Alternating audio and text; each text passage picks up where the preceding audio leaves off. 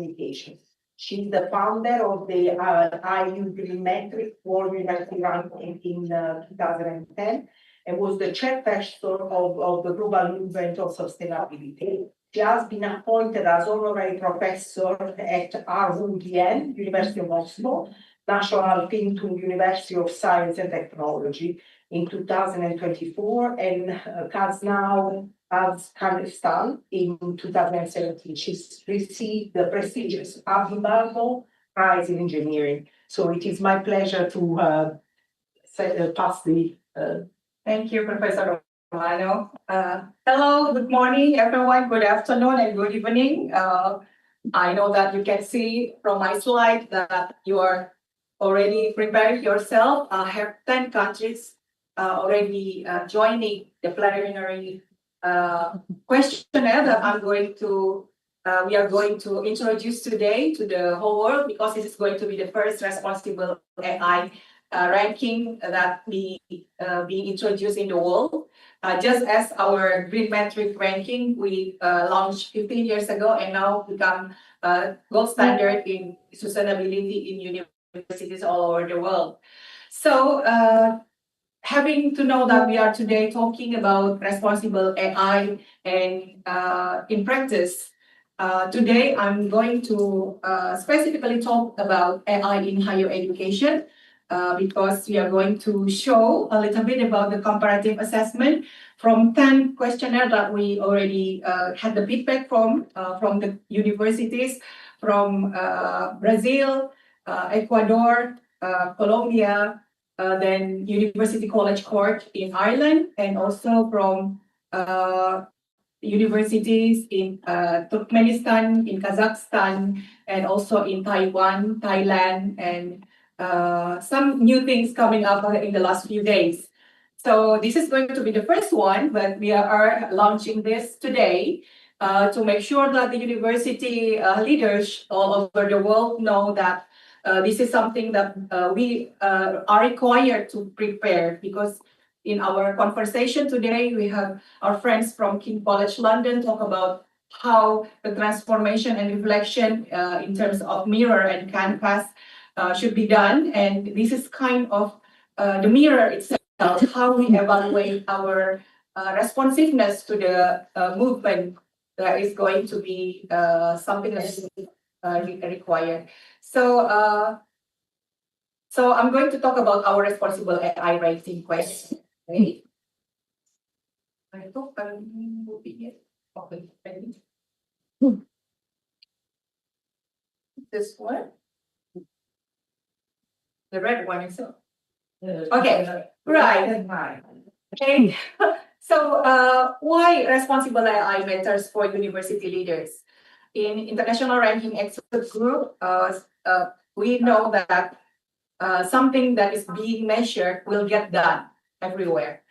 So today we are going to talk about the generative AI adoption, how it has been exploding, and we know that agentic AI has already absorbed the way we like the result to be and prepare that for the result, prepare the result for us. And also universities becoming AI producers now. Therefore, we need to govern that.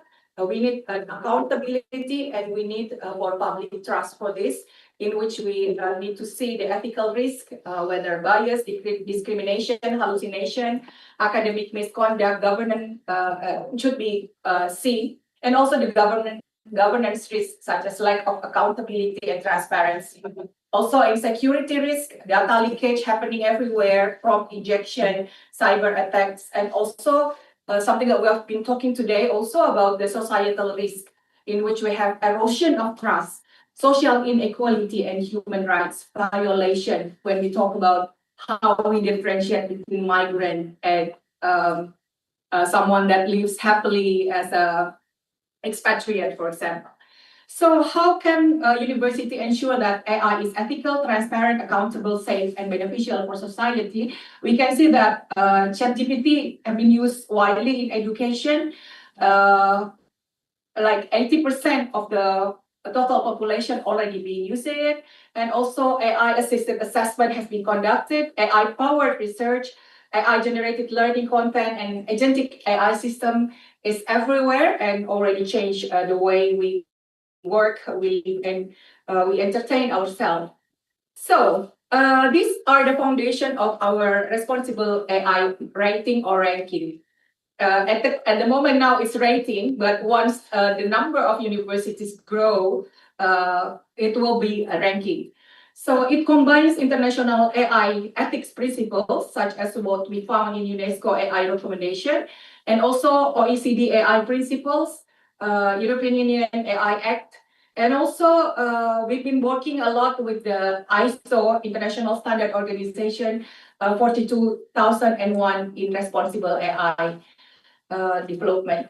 And also, that's the governance standard, and also the academic requirement, how our teaching, research, innovation, and community engagement should be evaluated.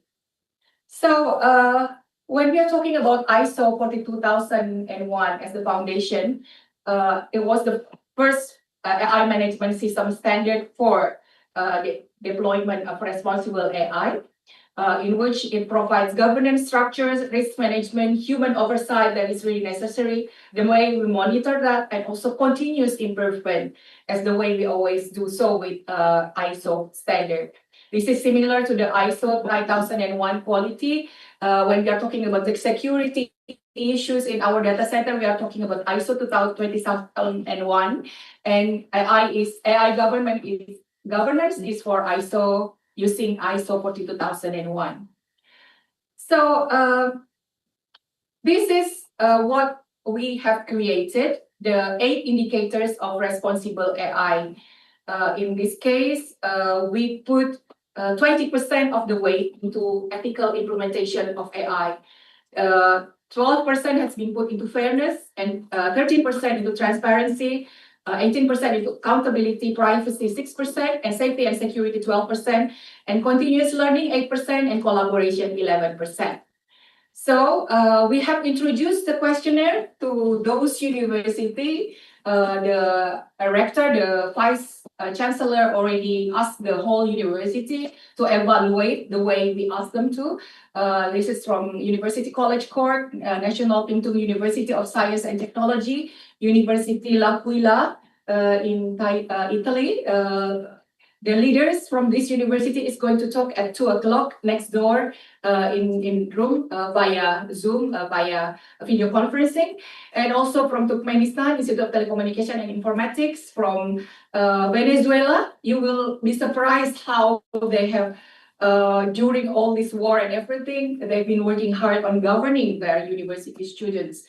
So, and also Universidad El Bosque in Colombia, and also Actu University from Kazakhstan, in East Kazakhstan. And also from Brazil, we have the Federal University of Mato Grosso do Sul, and from Siam University, Thailand, and also UTPL from Loja, the city in Ecuador. So today I'm going to talk to you about the methodology that we are introducing. The first one is the questionnaire itself. It is LLM-assisted evaluation architecture. We gather the data, and also we have some inputs other than what the university really provide self-evaluation themselves. They provide the evidence review, university policies, evidence document, AI governance report, web pages, open repositories, and we are using the RAG, Retrieve Augmented Generation, and LLM engine to have the result of evidence scoring and human validation being conducted out of 10,000 point of scale, and we do the cross comparison for the final rating. This is what the preliminary result is. Today we are going to see how each university will present that next door.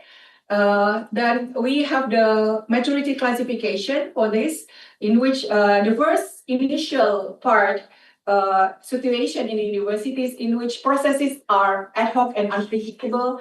Success depends on individual effort, leading to delays, overrun, and consistent quality in decision whether we are going to change the way we do evaluation, we do the testing and Viva and everything. And also manage basic project management practices, define the organization-wide process validation and data-driven management for quantitatively management and optimizing. So we are using the Carnegie Mellon maturity, sort of like that. And then this is the result of the ethics comparison. Well, actually, I'll show you later on what we are comparing from the question and the key performance indicator being introduced to the university. So, for example, this is sometimes come up to the way we evaluate, like URBE from Venezuela, Universidad Privada do Rafael Veloso Chachin. We haven't really actually see the evidence, but this is what they are self-proclaimed. But we will see how they are doing, because you know some universities even in Iraq and Iran, they are doing well also in mathematics and STEM during the war, you know. So we never underestimate university. So this is for other universities like Siam University, NPUST in Taiwan, in which we know that a lot of, they are the center of the development of microelectronics and microchip, but they are not claiming that much. University El Bosque, because they have the way they govern the university, maybe the way is different. And from ECTU, from Kazakhstan, and University of L'Aquila from Italy, we have the speakers that is going to talk about it today. And even two more universities are coming even today for the video from Russia, because they would like to take part and show what's going on in their university. Maybe. Yes. Yeah. Yeah, sure. Please go back to that. Yes, if that's please. okay. So what's the measure here? Is Okay, it I'll show you. Further from Yes. the center is bad or good? Oh, the would be the largest one. The center is small. It's better? Yeah, the larger is the better. It's a rather chart, right? Great, thanks. Yeah, but I will show you what the question is later on. This is for the fairness, the transparency is the third indicators that we are using, and also accountability comparison, and also privacy, in which we can see that some universities already possess GDPR, Global Data Protection Regulation, like control. So they say that they are really doing it well for the privacy comparison and cybersecurity and data governance. And also for a security comparison, we have this result and continuous learning. Continuous learning is something that we introduce because really important that we learn from each other what is the best for the future generation, because we are always, today we are talking about that a lot. And we have to learn from each other. What was a big no yesterday, probably a big yes today, because you're going to be very slow in doing your work if you're not embracing what's coming up. And also collaboration comparison, this like this, how they collaborate for this. So, for example, URBE in Venezuela leads ethics committee already being established, AI observatory, how it is being implemented, evaluated during design, the use of data set, the use of the fairness and governance in all governance architecture, and also the leadership commitment to ensure that the use of electronic data processing and everything is geared toward making sure that AI will work responsibly. And the potential risk is that actually this is self-proclaimed, no external audit at the moment doing this. So at the moment, their usual ranking, in which normally in PHE ranking or in Cochrane-Simon's ranking, UCC University College Court should be higher with the global prestige high, but in their responsible AI score, they're medium, because they're not claiming that high. Also, for example, NPUST, which is high in research for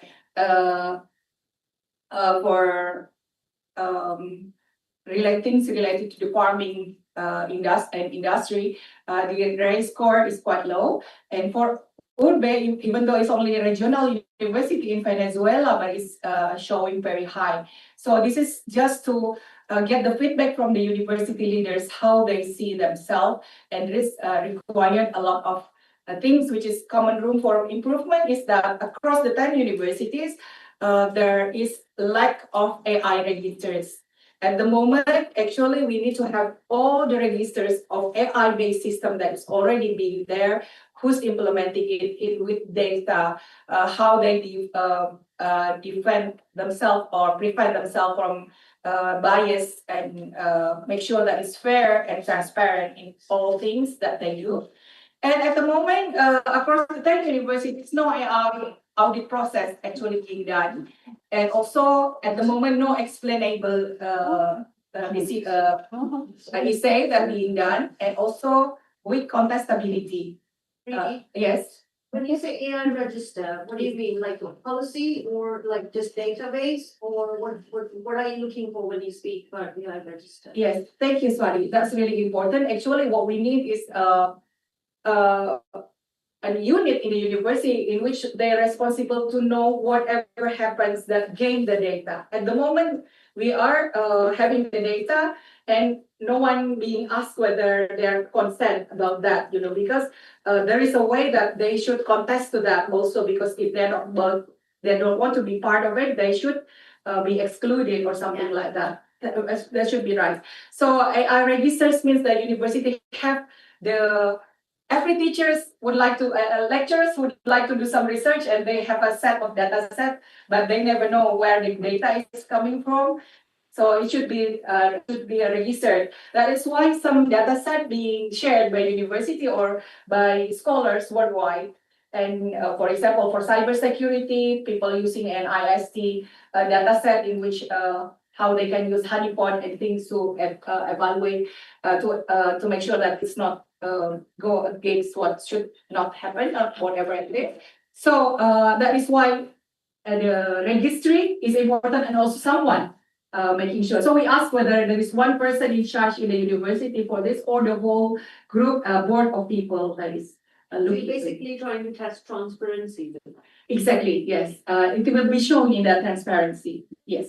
And also no explainability, no explanation about what does it mean, and also weak contestability. So if I told you those that is involved should have consent on that, and also weak public reporting on the use of AI in the university. So this is what our improvement map will be. So first one, we need to evaluate the AI policy in the university. The vice rector, the vice chancellor, the rector should make sure that the AI policy being introduced to university in all levels, in research, education, and also in public engagement with the society. And also level 2, they have the inventory of the register of what we have, what they have at the moment, and how it is being used to make sure that, because now it's easily, you can receive people without nobody knows, the machine will do it. Okay, match and not match, and then nobody knows, And that is something human in the loop is very important. Today we are talking about that already. So the human computer interaction in making sure that the AI will not do the decision per se just by themselves, but human insight should be there. So we don't want our car, make decision of everything, and we cannot take over. And also, independent audit should be done. And also, the 5th level is the global leadership in this. So this is the recommendation for all universities worldwide. We invite university previously, people only talking about academic achievement and also research achievement, but knowing that we are being in the position of transformation into the use of AI in all sectors, we have to establish AI governance board in our university. We have to adopt ISO or IEC 42001 in making sure that responsible AI is being implemented. we have to create AI registry in our university. We have to conduct AI audits yearly or once a while, and also publish our annual AI report.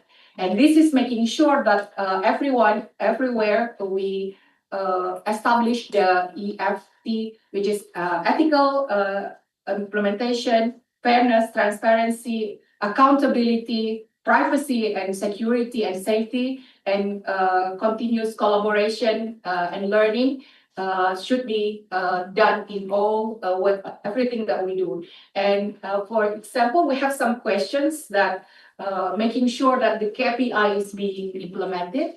So the importance of this is to demonstrate that the AI system is being established in all universities in a manner that will make sure that we know that in higher education, we are having the largest AI laboratory. And also previously, we know that universities only being count on the way the academic achievement and the highest publication numbers and the way we do our research and teaching, and also the public engagement.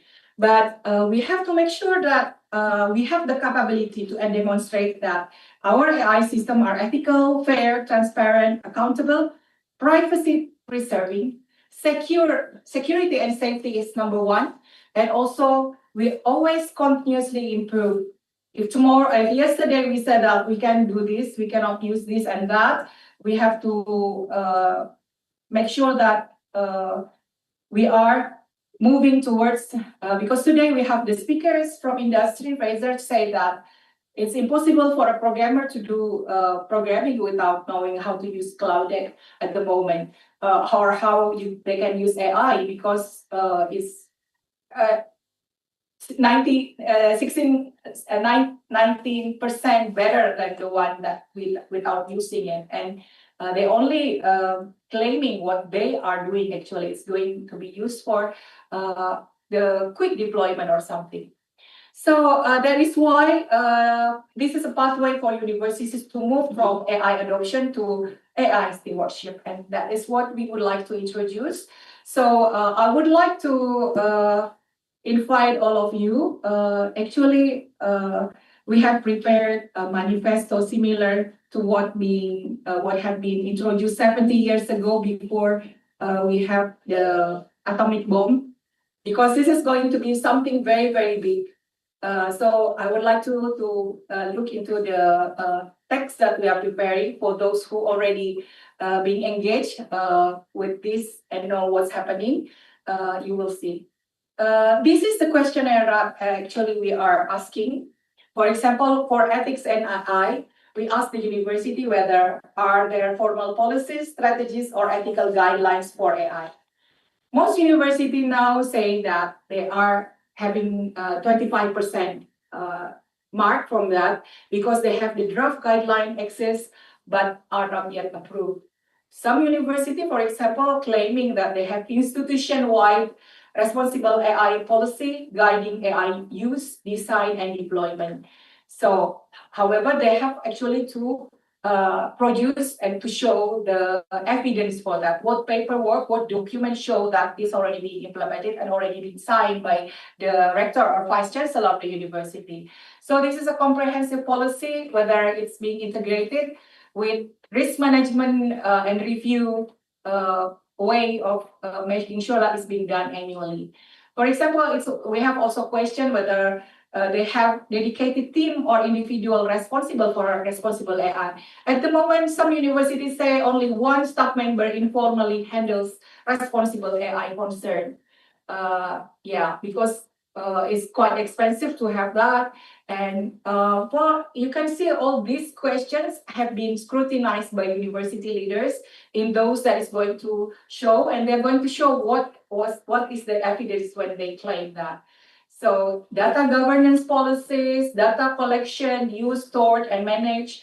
Are employees trained on responsible AI principles and best practices? Is there a culture of responsible AI within institution? or does the university provide ethical guidelines for AI research and development? So in research, in teaching and everything, it's going to be one stage to another stage. All universities will have to be matured and eventually have the highest condition in which they have a robust, transparent governance integrated into their ethics and legal frameworks. So this is the overall findings of what we have. Well, we have the highest responsible AI maturity. We have some emerging leaders, developing institution, early stage institution.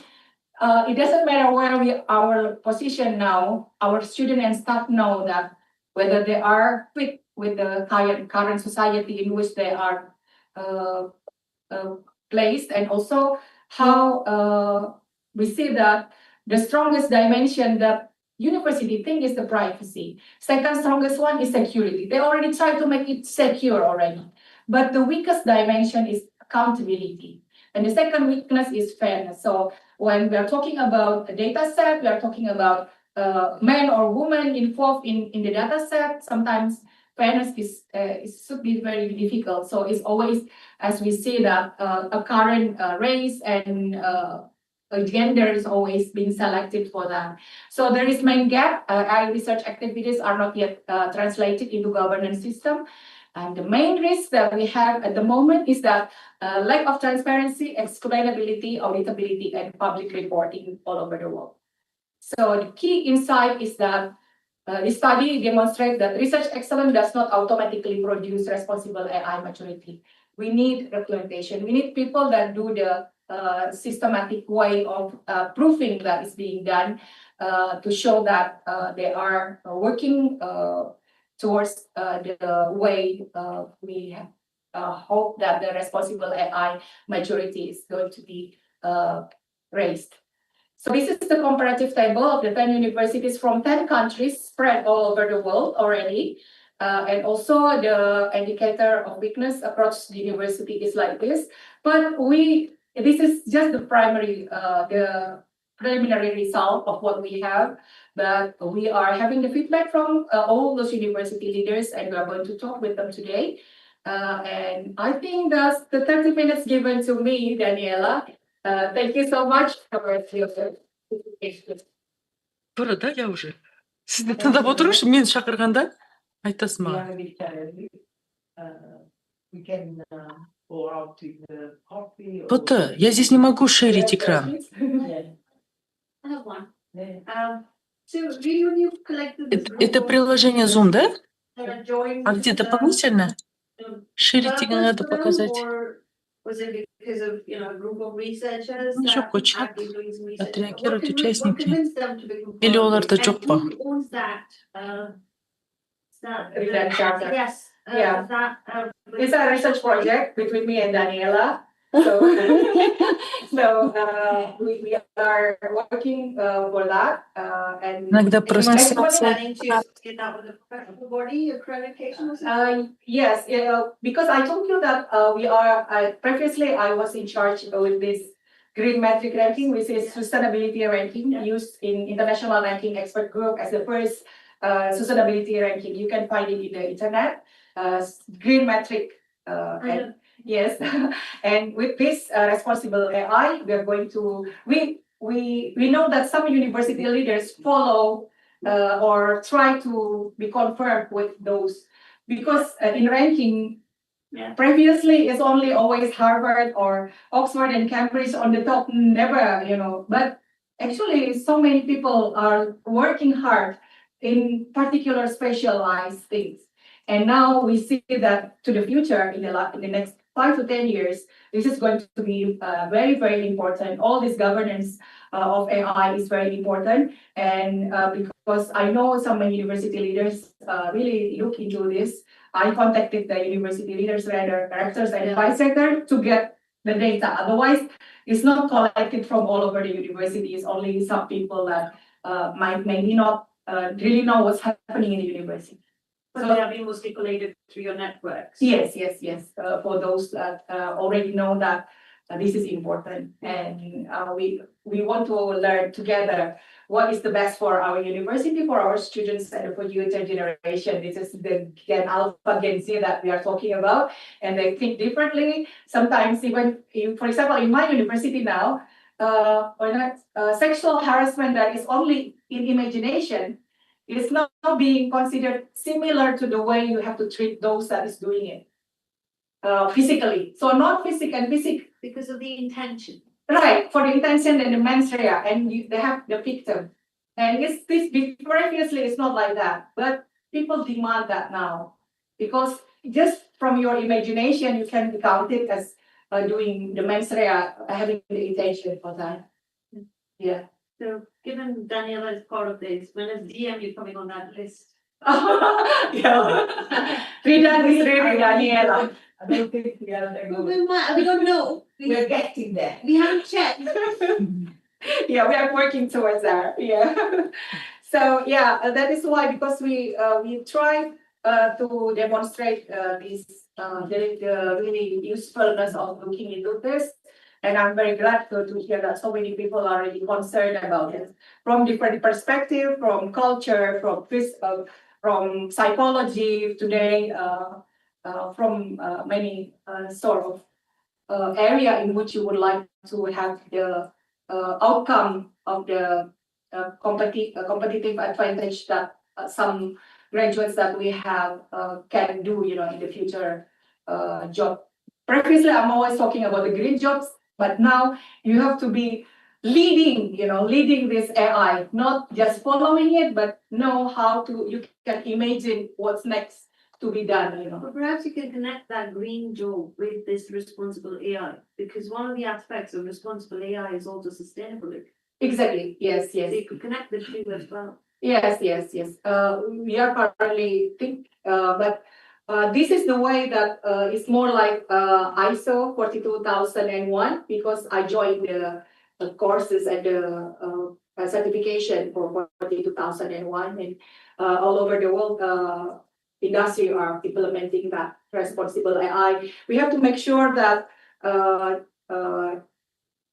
OpenAI, Anthropic, and those involved know that we know what we want from them also. They have to be transparent also in using the data. They have to do things that is required to make sure that Good luck with that. ethics. It's a difficult thing to achieve. Yeah, well, that's why we are going to be together for this. Yeah, that is why I also invite you to put your name into the text that we asked for the manifesto. So the idea would be that as there are ranking, so the idea of the ranking is not just to score people, but to create a community of practice that is able to evolve. Yes, and achieve a higher rank. And achieve a higher level. And this conference also a step towards the practice of responsible AI and have a mutual shared understanding, not only in education, also in all the other areas, right? So I think it is important that we as academics start the movement, right, in ethics and I'd love to be part of this. yeah. She is the boss. I'm just facilitating.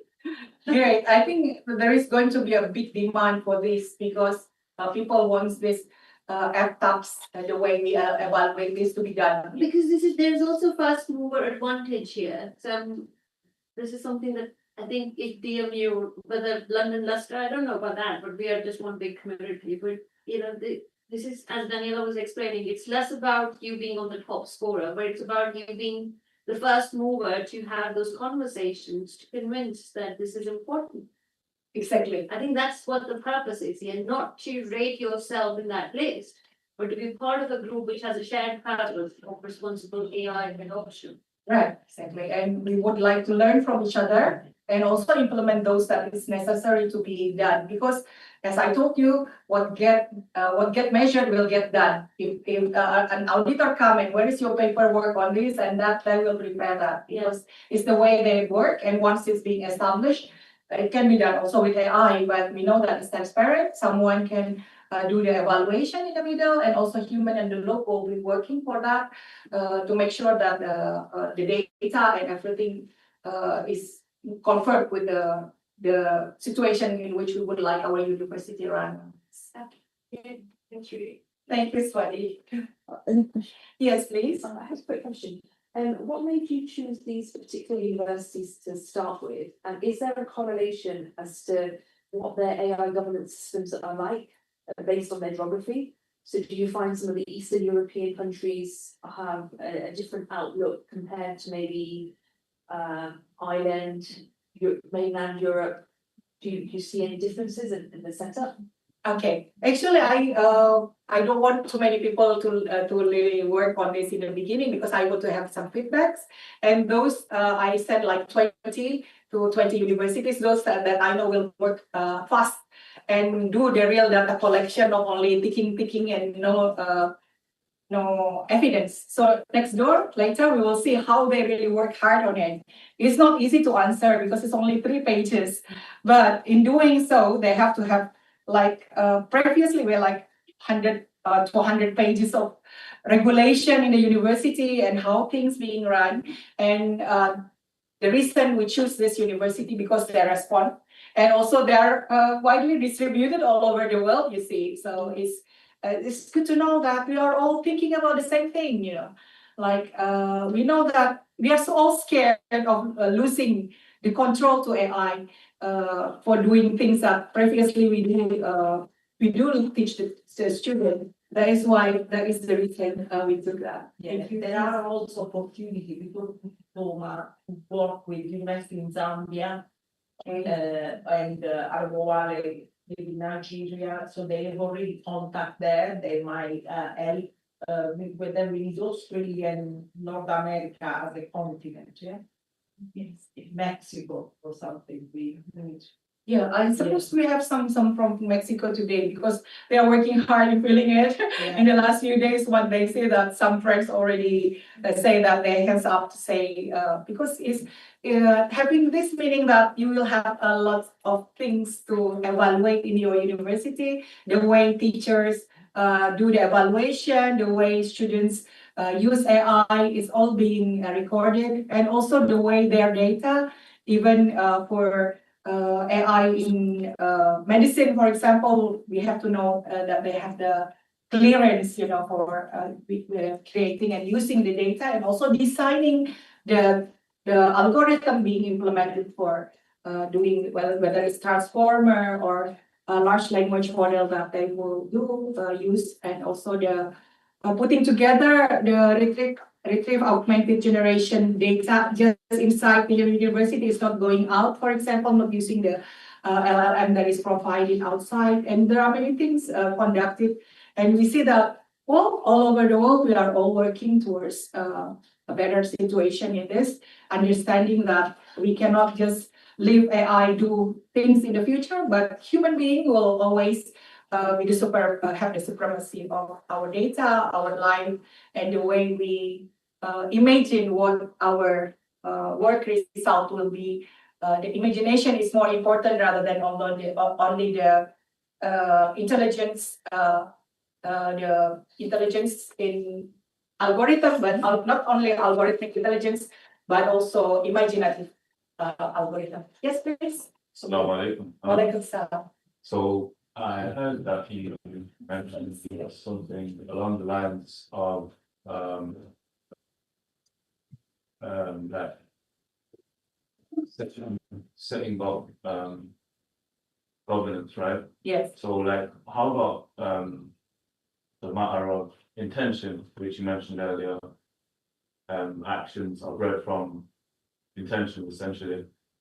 Now, how about like penalties or like fines if something isn't carried out? How would that be looked at in a scenario like this? You know, if there was a breach of any form of information, how would like a penalty or fine be carried out? Is that something that is also being looked into? Well, actually, you know, ISO standard. They have the governance on getting whether your situation is in the beginning or you are already mature enough. So people are learning to be mature, right? And that is why all that we do is always try to make sure that we are conforming to the standard all over the world. So previously, for example, Elsevier say that AI cannot be the co-author of a paper. It was what they say like 3 years ago. But then now, and you have to say that whatever AI is being used, you have to say. But now, if you're not using AI, probably you're going to be missing a lot of things in timing, and also a lot of things that is more complicated that you can really achieve by using AI, and it's not go against what you cannot do. And it's changing, the way we work in the world. That is why we think that this is the way we learn to achieve a better culture, a better prosperity eventually, because we know that we would like the hard work and things to be done by the robots and machines, but we would like art and everything that we like should be always be an incentive for human beings. That's what I think. I was going to say there is coffee soon. We've been asked to wrap up, so we can get ready. I don't know if that's the last question. Yeah, it's just an elementary one. I've been actually looking through the whole presentation. I was trying to understand, is Readen Charter, the Readen, is that an abbreviation? Is there a full form of that? We named our project Readen Charter. Yeah, so Yes. what does Readen mean? What is it? Well, it's just name. It's just to make sure that responsible AI. Okay. Yes. So hopefully, I will show you the charter, and if you would like, you can put your name as one of the first 100 people that is signing that agreement. Yeah. Maybe Guru, you can ask his WhatsApp number. You can ask here. Yes. Is there any further question you would like to ask? No, I just want to get set up for the 2 o'clock. Okay, right. I'm here to. Thank you very much. And thank you so much. Thank you, everyone, and I'll see you in another next door.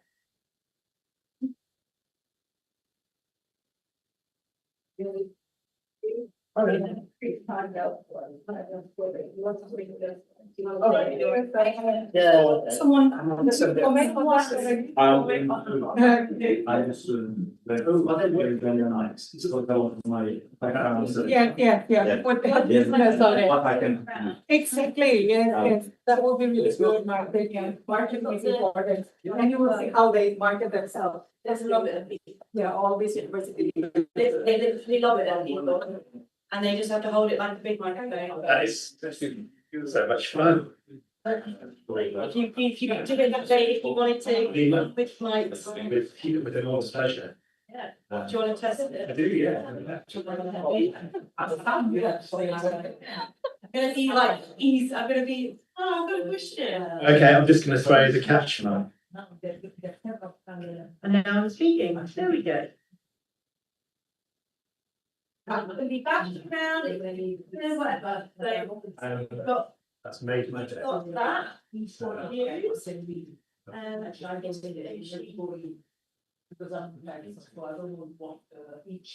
you expecting recording? Anything? Did you send it, Ray? Okay. I've got the other. The easy things would be like a lot different. Okay, if you'd rather do that, then maybe it's just log in there. That's what she was in for you.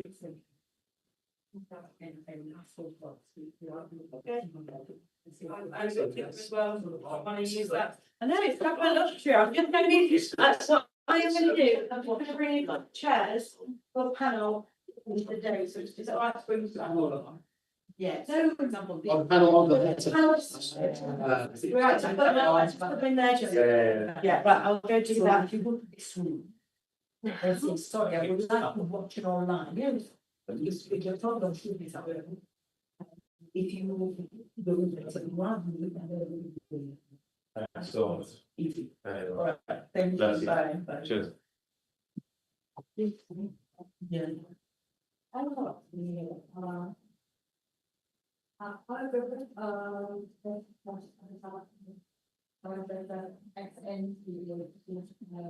She said we need to. Yeah, I really said yes.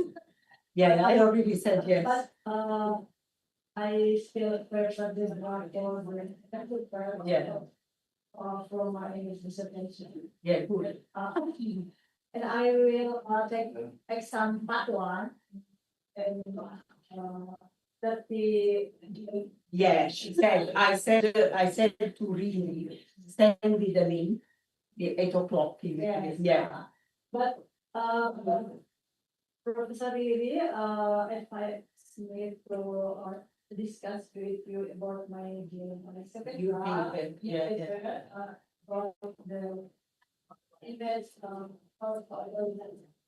consistent, regulation. Yeah.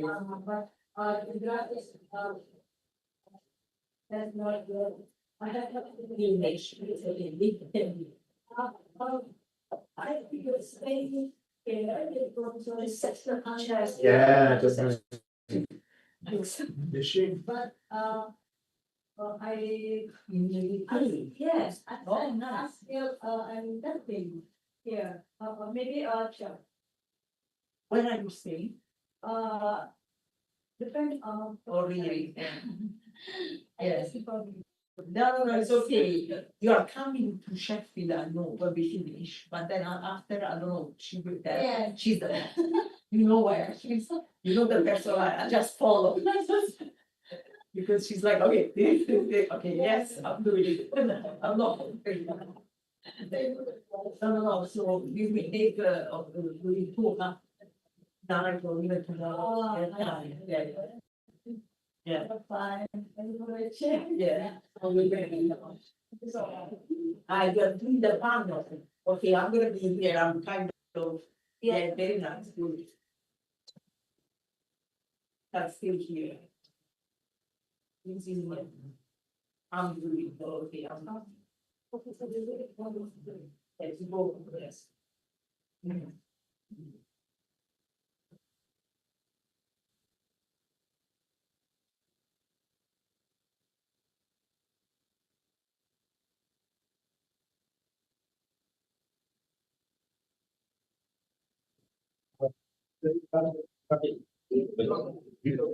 Sorry, what the.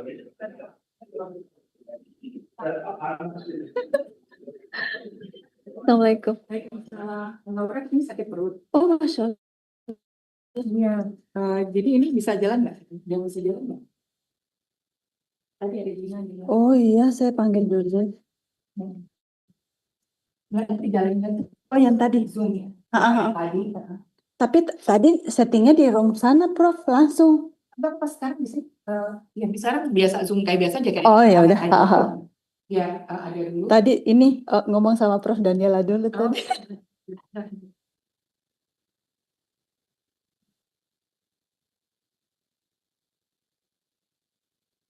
Oh, sudah ready ini. Ya di sini yang belum kelihatan.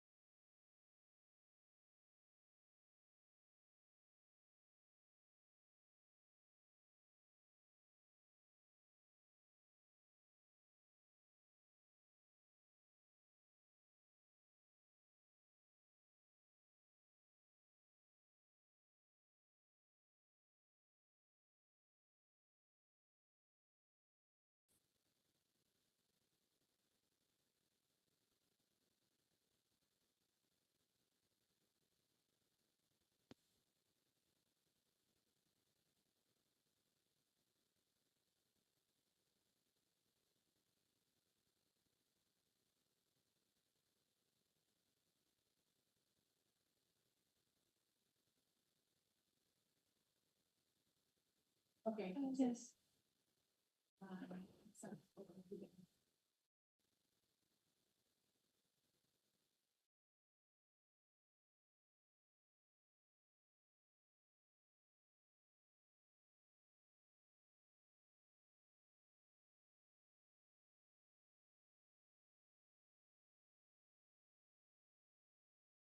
Right.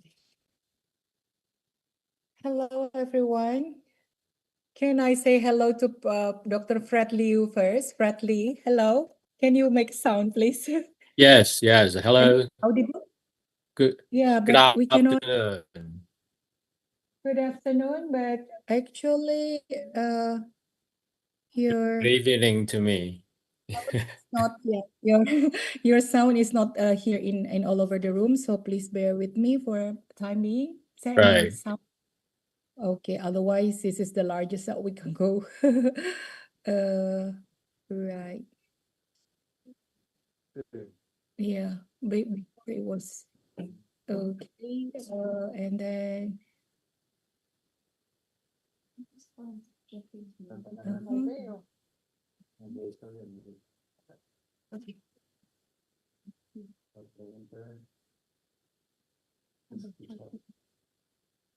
Hello. yes. Hello, yeah. Is it okay?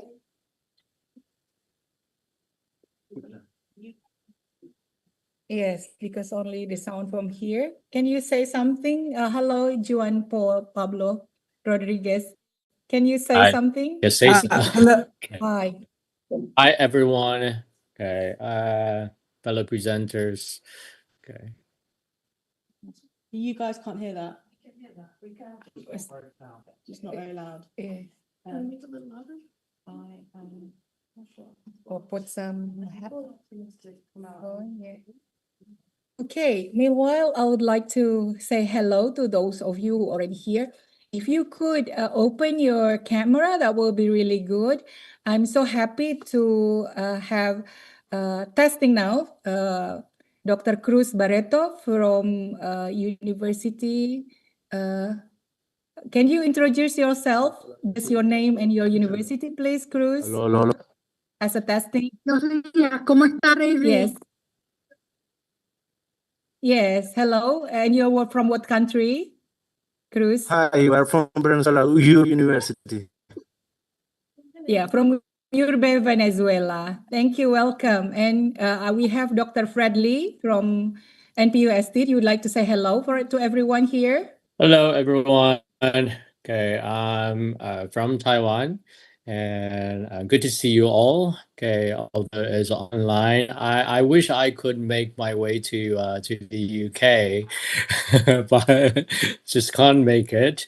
Okay, hopefully I got some time in the future. Okay, to meet you all there. Okay, thank you. Thank you so much. And maybe I'll go to Dr. Ruslan Chatikbayev from Kazakhstan. S2. Yes, yes. Hello to everyone. I'm Ruslan from East Kazakhstan Technical University from Uсть-Каменогорск, Kazakhstan. Thank you so much for those time that you have spent. And also Professor Anna Tosi from L'Aquila University in Italy. Would you like to say something? Hello to everyone. Unfortunately, this period there were a lot of meetings, commitments, so I could not join you in UK. Next time, maybe we will see each other. Thank you very much. Thank you so much. And we really look forward for your presentation. And we have Dr. Madina Mansurova. Would you like to introduce yourself? Hello, dear colleagues. I'm very happy to see you and I'm happy to participate in this conference. Thank you so much for invitation. Thank you. It's really nice to have you from Kazakh National University Al Farabi in Almaty. Yeah. And we have friends from Anderson. Dr. Anderson, could you present yourself? Hello everybody. My name is Anderson. I'm from Brazil, University of UFMS from Mato Grosso do Sul. I'm really glad to represent my rector, Professor Camila, which could not be here today. But I'm glad to be here and share our presentation with you. That's great because as you heard last half an hour, I told everyone what's going on, and we are so pleased to have all of you that already scrutinize your university in terms of responsible AI, and you are the right person who's already doing it. So we are very proud to welcome all of Recording you. in progress. I also would like to introduce Professor from El Bosque University. Can you say something?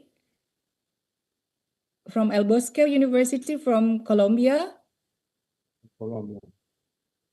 Yes, or maybe later. And we have, We hello. are here. Good morning for everyone. Hello, thank you so much. Can you open your camera if it's okay, or it's late night for you since there?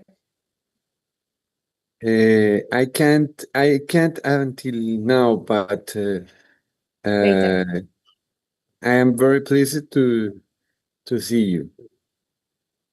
Thank you. So actually, some maybe Haikal can show our latest flyer. So to show what's going to happen in this, Haikal, if you can share the screen first to introduce everyone.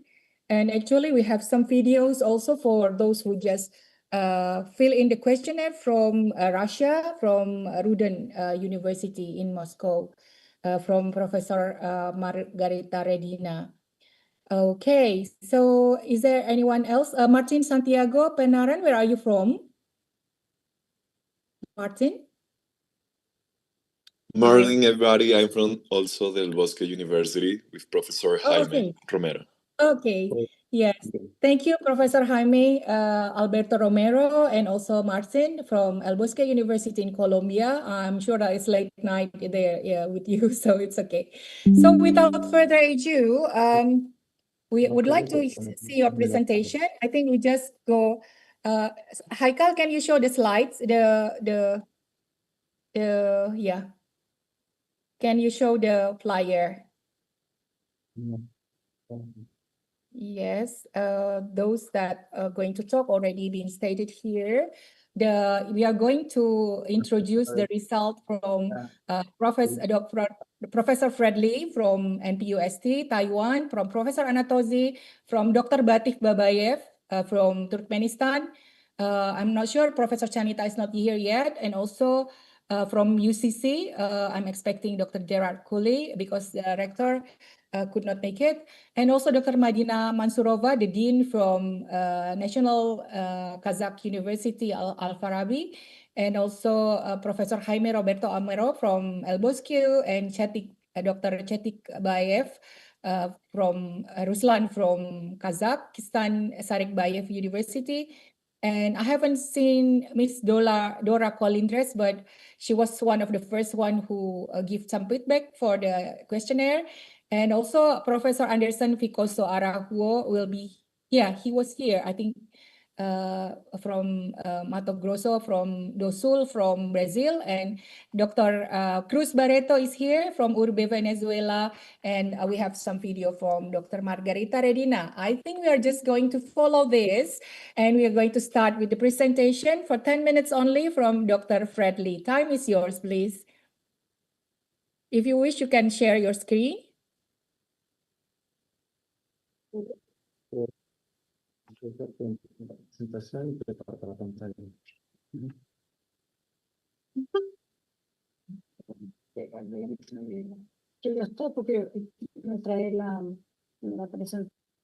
Can you make sure that everyone is muted other than Professor Fred Liu, please? Time is yours.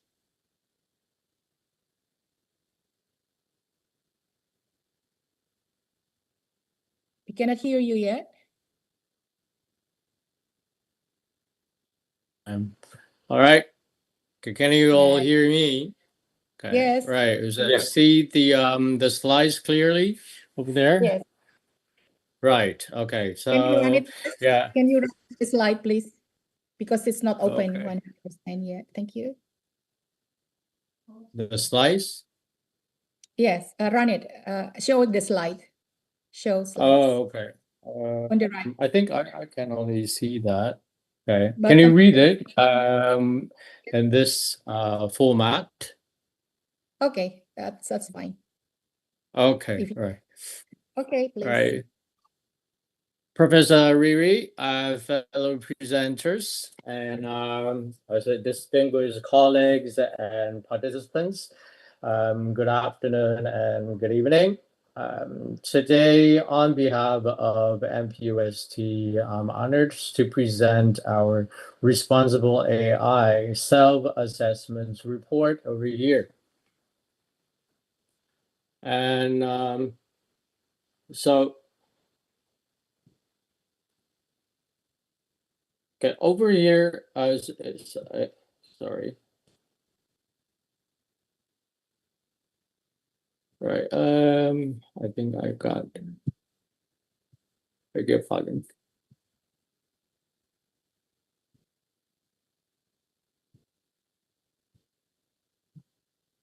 Can you show the slides? So the slides, can't you read that?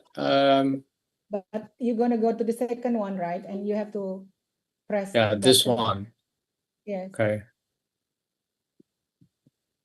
It's Yeah, still so on the sec- in the our second- 20, this one, right?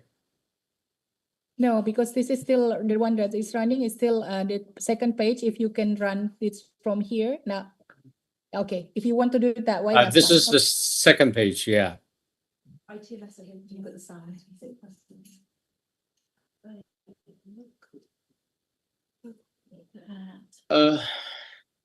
Sorry. So yeah, so this is since our establishment in 1924, okay, MPUST has pioneered technical and agriculture excellence, okay, over the past 3 years, okay, and our faculty has published 528 AI-related papers. Okay, however, alongside this technological leap, okay, establishing a rigorous responsibility AI governance framework is vital to safeguard higher education integrity. Okay.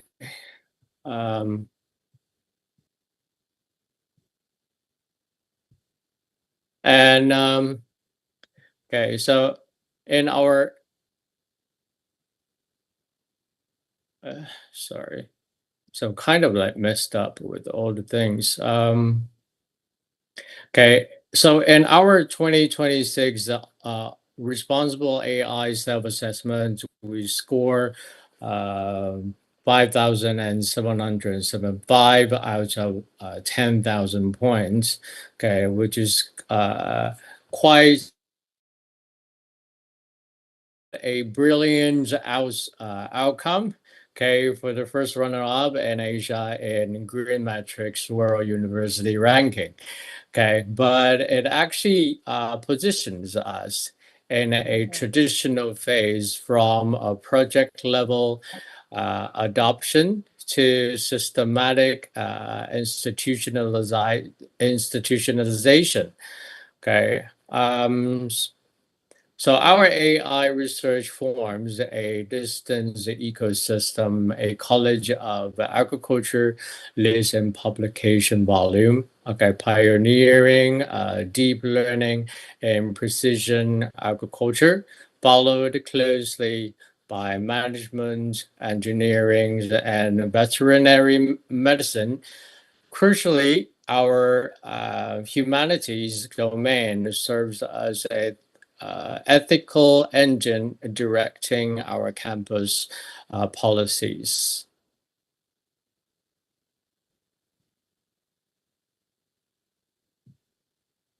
Yeah, so kind of like in agriculture, these are the domains as I mentioned in action, okay, covering agriculture, engineering, management, and veterinary medicine. Okay. So in agriculture, our top domain, we translated research into real world field actions, deploying deep learning algorithm onto autonomous field, okay, and for precision harvesting.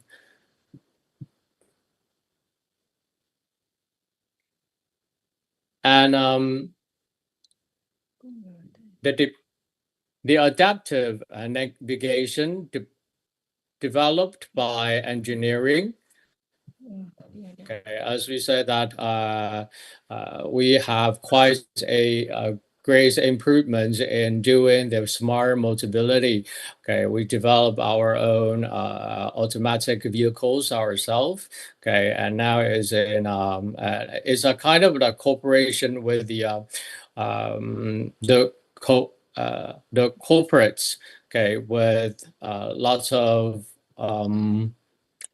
companies, okay, and kind of like to have our students have a practical study and also a practice on it. Okay. And in management, our teams, okay, leverage LLMs, okay, for corporate ESG tax, mining and carbon, okay, forecasting, directly aligning AI with SDGs, okay, and also the university social responsibility. Okay, this is fairly important, like, because like lots of companies would like to get to know how much carbon emission that they will have, okay, so that they can figure out some policies or some approach, okay, to achieve the goal that they have set for ESG right now. Okay, so this kind of domain, okay, that would be turn all the AI data, okay, into a more visible, okay, data, okay, for or visual features for readers to get to know easier.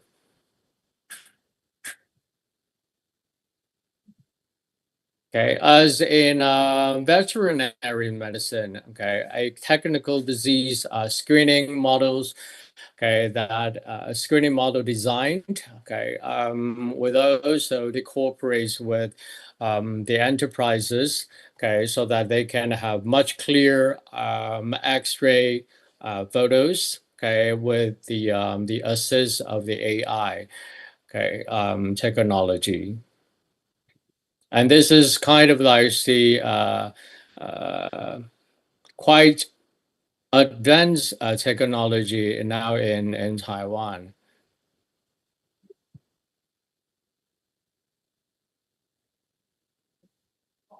Okay.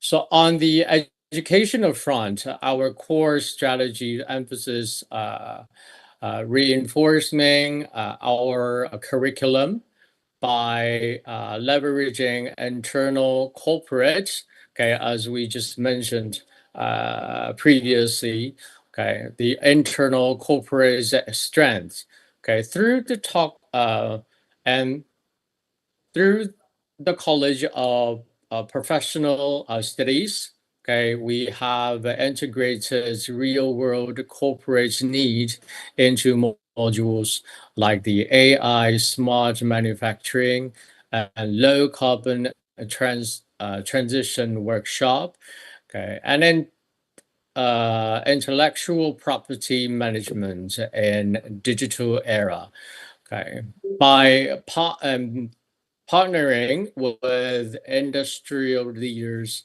and legal experts, we ensure students, okay, do not just study coding, but seemingly engage with authentic carbon auditing data and AI copyright lawsuit, preparing them for future industry trends. You have 2 more minutes, please, Dr. Liu. Beg your pardon?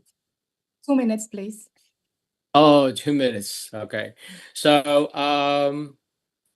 so in overall, I would say, what we have encountered the bottleneck, okay, is like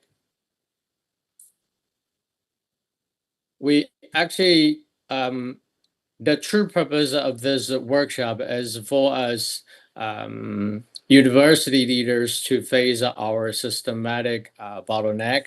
Okay, while the university remain robust institutional testing. Okay, user operates or regular fairness audits within its AI deployments. Okay, so this restricted. Okay, so and is underscored and common challenge modern universities face where administrative policy execution okay, struggle to match the sheer speed of technical software integration. So basically, we're still working on how to upgrade our AI deployment, okay, to a upper level, okay, as an administration level, okay. So all in all, in conclusion, on behalf of the US MPUST, we extend this heartfelt gratitude to this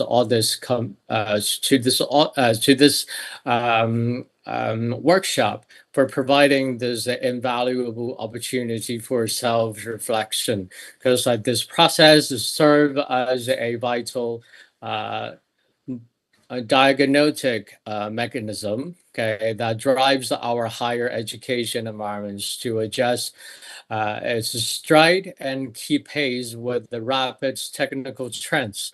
Okay, so it compels us the transformation of our ecology responsibility, ensuring that integrity, privacy, okay, and corporate educational synergy okay, remain at the center of our smart campus.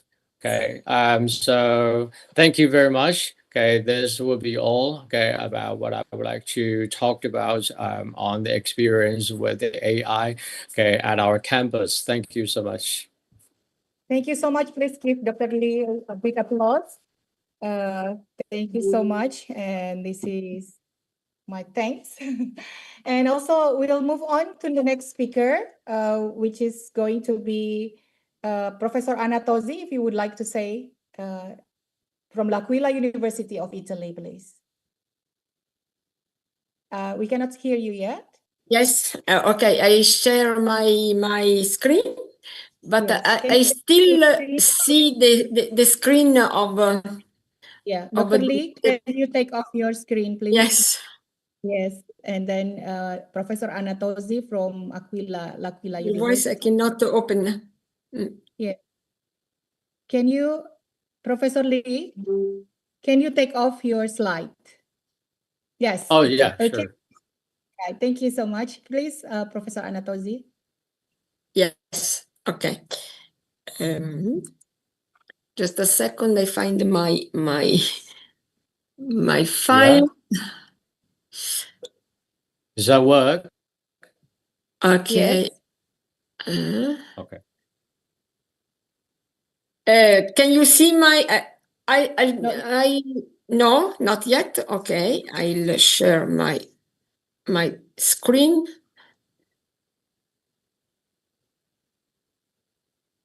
Okay. Right. Please. It's okay. Right. Yes. Okay. Okay. So So this is I put the under the presentation. Okay. Okay. 10 minutes. Time is yours, please.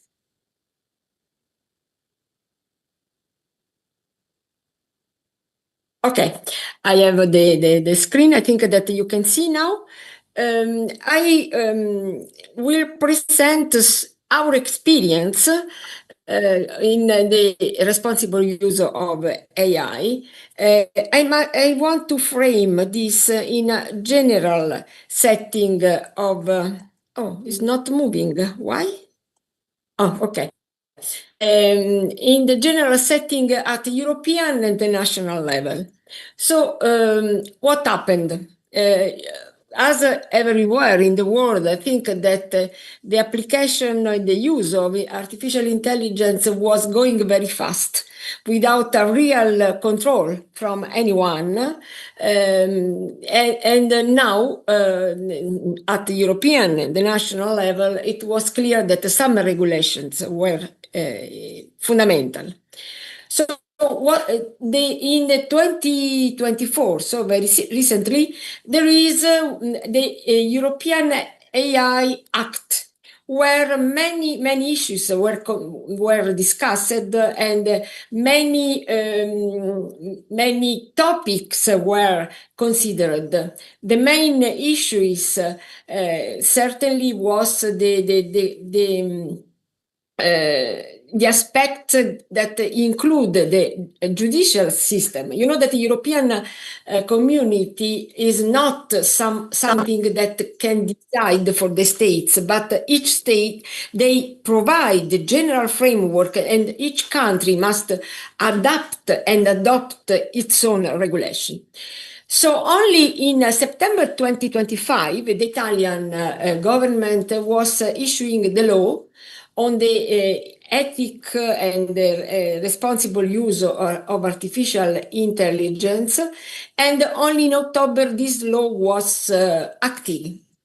What the main issues were that I can underline is the human-centric approach to this, and the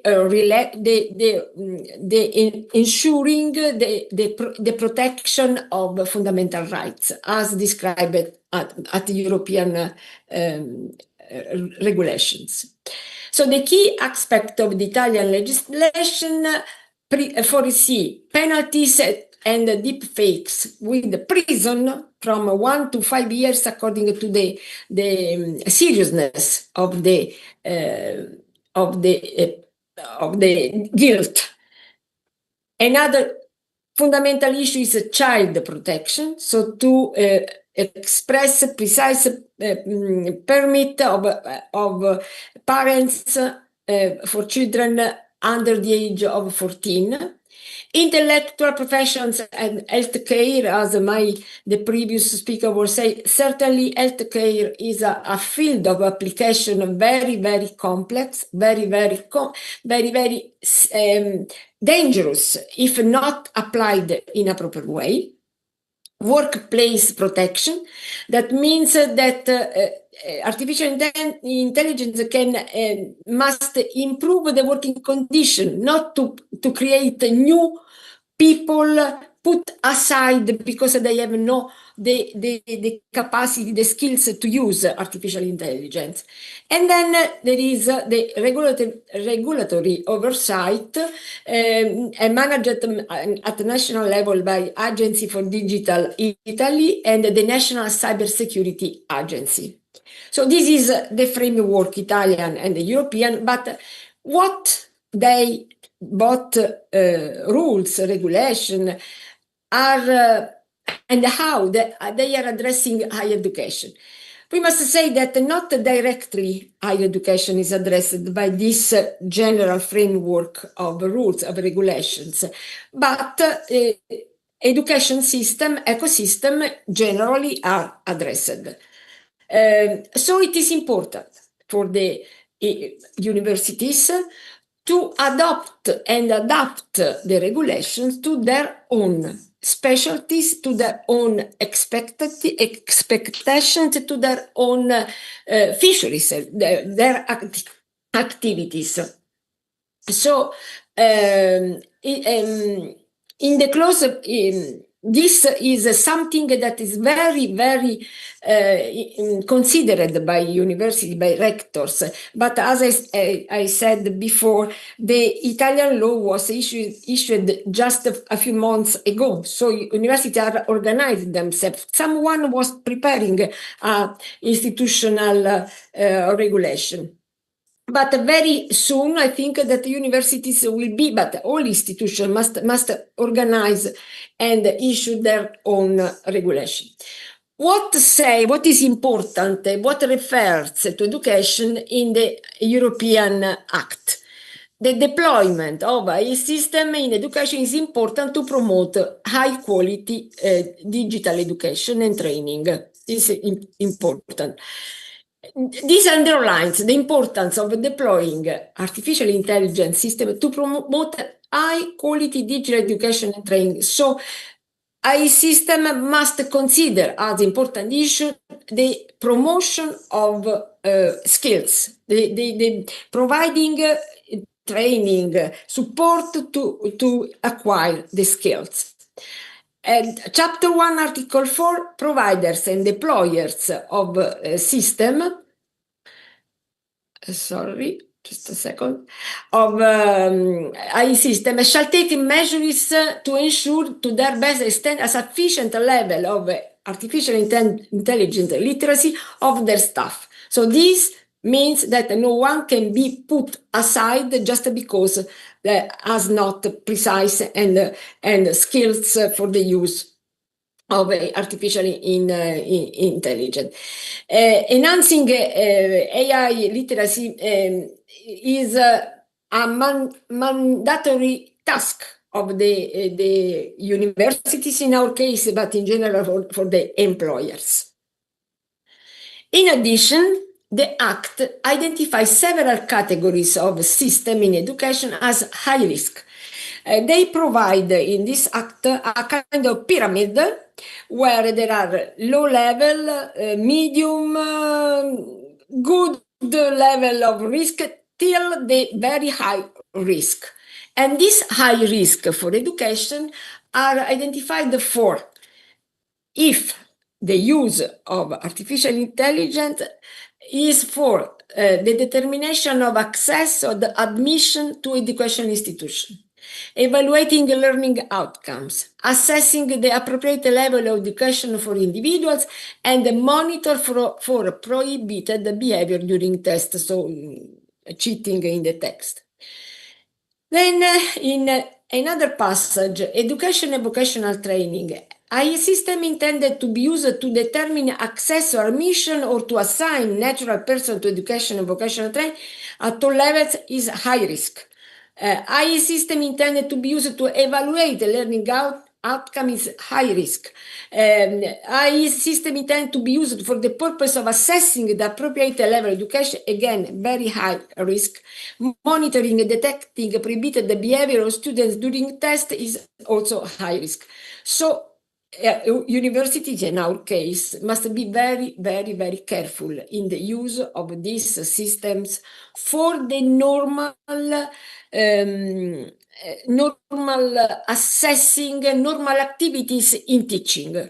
And artificial intelligence can be very useful, but it can be also very dangerous. This is a continuous warning in the Act.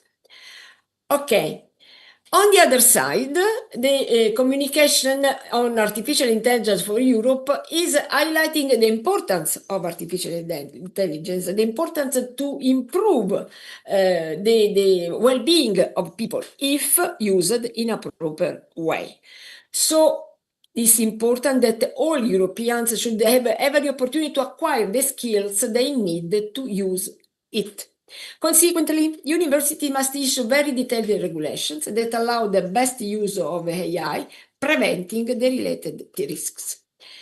The modernization of education is a priority for the European community. Nurturing talent, diversity, and interdisciplinary, of course, is very well attended through the use of artificial intelligence.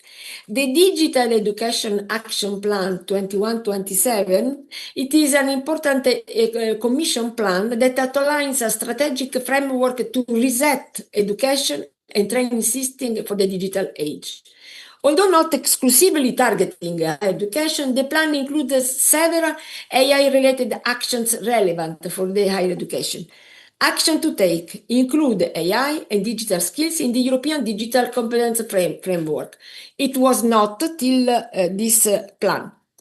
Support the development of AI learning resources for education training providers. Develop ethical guidelines on artificial intelligence and data usage in teaching and learning, and support related research and innovation activities through Horizon Europe. Horizon Europe, you certainly know, it is the program for research. Now, each call, each template, each project must clarify how artificial intelligence is used, in which passages, where, in which part of the project. So, Minutes to go, please. 2 minutes? Okay. I go very fast.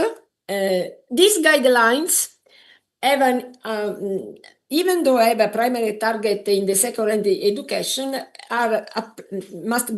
can be applied also in higher education, and provide practical examples for the use of AI in education. Okay, for instance, using AI to teach, using AI to support student learning, using AI to support the teacher, using AI to support diagnostic or system-wide plan. Okay, what happened in my university? The very recent issuing the law is making a warn to the university to start the organization of their own regulation. We started to speak in the last 2 years and organize several activities. For instance, several training for the staff, several training to the teachers to use AI, different system of AI for teaching. And but we also organized 2 weeks, staff week. One was in the ethics of AI, and the second one that will be in October 2026, cybersecurity at a crossroad in the age of a global digital threat. These activities are in view of the foreseen formal establishment of both a committee for addressing the problems connected with AI in the university mission and drafting a regulation. So, presently, universities monitoring and managing ethical and responsible use in a case-by-case way. This means that when problems arise, the staff involved ask for support to the department's head, rector, or general director, or legal office, according to the nature of the problem. The cases handled and the solutions adopted are building the key points of the future internal regulation. And the above is reflected in the answer we provided in the written questionnaire. So this is the state of art of my university, and thank you for the attention. Right, thank you very much. Please give Professor Tozi a big applause. Thank you so much for showing us the EU regulation and things that have been done in your university. And then I'll move forward to Professor Cetik Bebayev from Sarikbayev University in Kazakhstan, please. Dr. Cetik, time is yours. Yes, hello, dear colleagues. Okay, please me. So I can't share my screen. Can you try now? Because we can see your background. No, it's not my background. I think it's Professor Anna Tozi. Yeah. Is the screen? My screen is still okay. Yes, can you? Yes.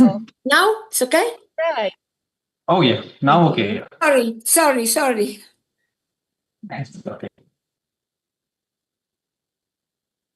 Okay, please. So okay, dear colleagues, yeah, can you see my screen? Can you hear me? Is everything okay? Yes. Yeah. Okay, I can start. Yes. Yes. 10 minutes, So hello, please. dear colleagues. Yeah. Hello, dear colleagues, ladies and gentlemen. It's a great honor to present the experience of Davlet Serik Payafist Kazakhstan Technical University in implementing the principles of responsible artificial intelligence or responsible AI. Today, artificial intelligence is transforming every aspect of higher education, and it's very important right now. Universities are no longer only consumers of digital technologies, they are becoming creators of intelligence ecosystems that influence learning, research, administration, and collaboration. However, the rapid growth of AI also raises important questions related to ethics, transparency, accountability, privacy, and security. For this reason, East Kazakhstan Technical University considers responsible AI not only as a technological direction, but as a strategic and ethical commitment. As one of the leading technical universities in Kazakhstan, our university is actively participating in the National Digital University Initiative. We serve as a pilot university for the development of a unified digital ecosystem for higher education. Our vision is based on the concept where education, research, management, and student services are integrated in a single intelligent environment. Within this ecosystem, students receive personalization educational support, researchers gain access to digital scientific infrastructure, administrators make data-driven decisions, and lifelong learning becomes an integrated part of a university's experience. Artificial intelligence acts as an enabler of this process, helping us improve quality, efficiency, and accessibility. Recognizing both of opportunities and risks associated with AI, our university established a comprehensive governance framework. A major milestone was the approval of the official regulation on the application of artificial intelligence at our university. This document serves as the foundation of our responsible AI ecosystem. The regulation was developed in accordance with the inter-university standard for AI application in higher education in Kazakhstan, the national concepts for AI development, UNESCO recommendations and AI ethics, and international quality and information security standards. The regulation defines principles, responsibilities, ethical requirements, and acceptable practices for students, faculty, members, researchers, and administrators. One of the most important lessons we learned is that governments must come before large-scale deployment. Before expanding AI services, we established the clear rules, responsibilities, and ethical boundaries.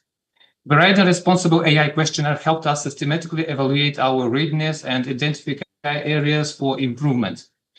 It highlighted the importance of governance, transparency, accountability, and continuous monitoring. The process also encouraged collaboration between academic, administrative, and IT departments. Another important achievement is our progress in digital transformation. According to the methodology of the Ministry of Science of Higher Education at Kazakhstan, East Kazakhstan Technical University has reached the third level of digital maturity. Today, data from learning management systems, student information systems, access control systems, and other digital services can be consolidated into unified analytical model where decisions are supported by evidence, analytics, and responsible use of AI technologies. Transparency and academic integrity are among the core pillars of a responsible AI approach. Our regulations require mandatory declarations verify generative AI is used in educational or research activities. Students and researchers must indicate which AI tools were used, how they were used, and which stage of the work they contributed. At the same time, the emphasis personality, regardless of our AI tools were used, the author remains fully responsible for the accuracy, reliability, and integrity of the final result. We also required critical verification of AI-generated outputs. Blind trust in the AI systems is prohibited. Every result must be reviewed, validated, and interpreted by a human expert. Final conclusions, judgments, and recommendations must always remain under human control. Fairness and inclusiveness are equally important aspects of responsible AI. One practical example is our AI car system, an intelligent assistant designed to support prospective students during the admissions process. The system provides 24-hour support through text and voice communications. It operates in Kazakh, Russian, and English languages, ensuring accessibility for applications from different regions and backgrounds. At the same time, AI talab care improves efficiency by reducing consulting workloads and allowing admission staff to focus on more complex cases. This demonstrates how responsible AI can simultaneously improve fairness, accessibility, and operational effectiveness. Privacy and cybersecurity represent another critical dimension of our responsible AI strategy. As the university's incredible relay on digital footprints and learning analytics, protecting personal data becomes a fundamental responsibility. Our university is gradually moving toward a zero-trust security architecture. This principle helps protect privacy while still enabling data-driven educational service. We strongly believe that responsible AI depends on people, not only technology. For this reason, our university invests heavily in AI literacy and digital competences. We have introduced a mandatory university-wide course called Fundamentals of Artificial Intelligence for all undergraduate students. The goal is to ensure that every graduate understands both the opportunities and limitations of AI technologies. For faculty members and staff, we have launched the Digital Literacy Initiative, which includes professional development programs, workshops, summer schools, and practical training on integrating AI into teaching, research, and administration.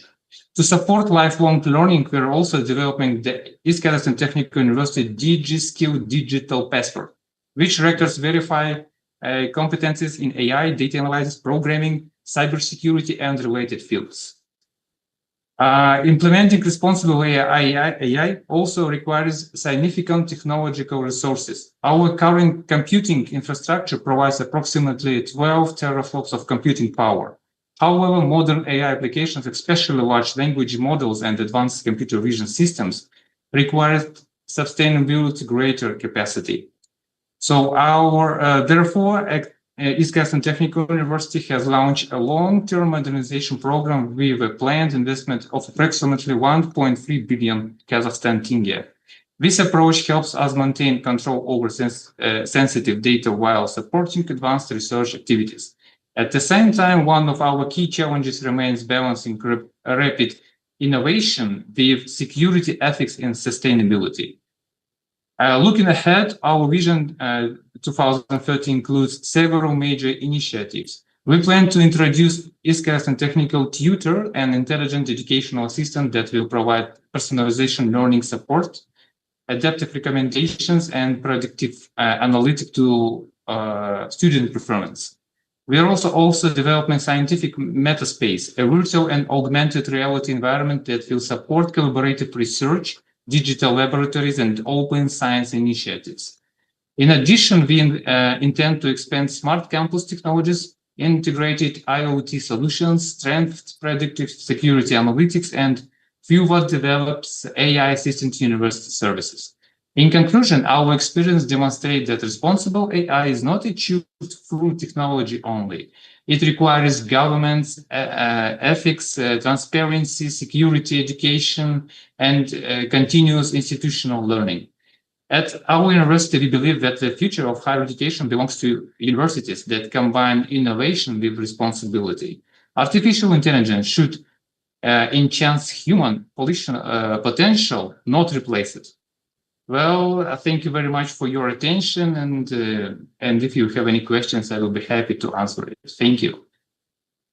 Wow, please give Dr. Charik Bayev a very big applause for showing how you have already implemented a lot of AI, including chatbots and all the retrieve augmented reality, and also metaverse in your university, which is very interesting. And I think a lot of our university would like to learn a lot from you. Yeah. Thank you very much. Thank you.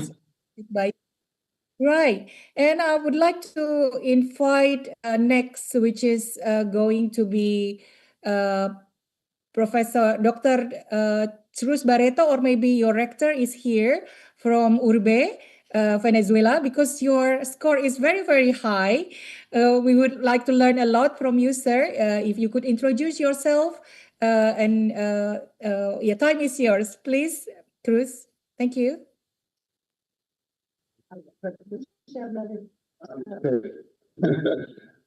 Morning. My name is Jesus Vendor. I'm going to try to show you our policies, our guidelines in the Universidad Rafael, Dr. Rafael de José in Maracaibo, Venezuela. I'm going to do my presentation. Let me see where is it. Wow.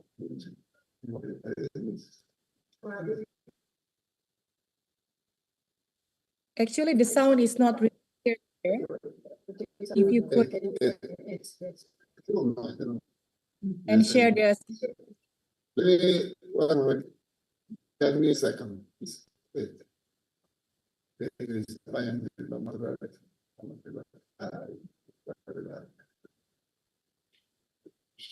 So are you president of university or?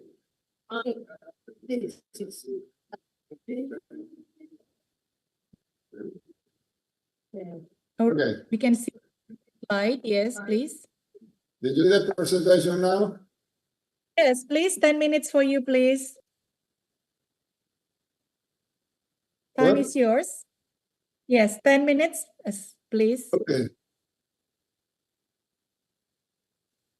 Okay, Byron, the future of ethical AI in higher education, in this case, the University Rafael de José in Maracaibo, Venezuela. We have three more important phases of vision and some scope about the integrated operation and the standard globally validated in our institution. The vision is a shared vision with all the students, professors, and directives in the university. With this scope, we try to guide teaching, research, community outreach, and university management through unified transversal policies. The standards that we try to have are operating under a globally recognized responsibility IA frame, verified by top-tier international assessment and ethical standard. What is imperative for AI integration in our university? Well, we know that there is a rapid advance that requires advances of innovation and profound ethical responsibility. The strategic plans that we have are implemented AI maximize achievement indicator and institutional efficiency. Educational models embedding as transversal technology as in all curriculum designs via the academic directorate or vice president. The principal guidelines we have are ethics, transparency, responsibility, privacy, and inclusion.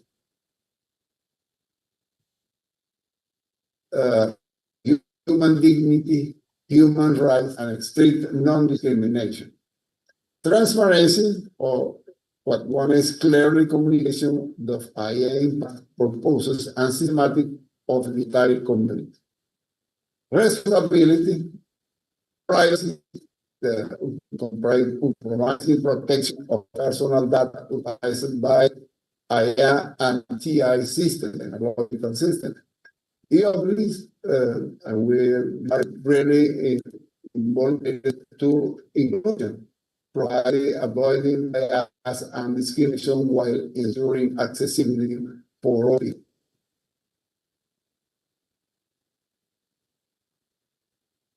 The lines of action are cultural training, continuous literacy programs, specialized educator training, And this part, especially the picture training, we already are, we have around 700 professors already trained with the use of AI on teaching and research.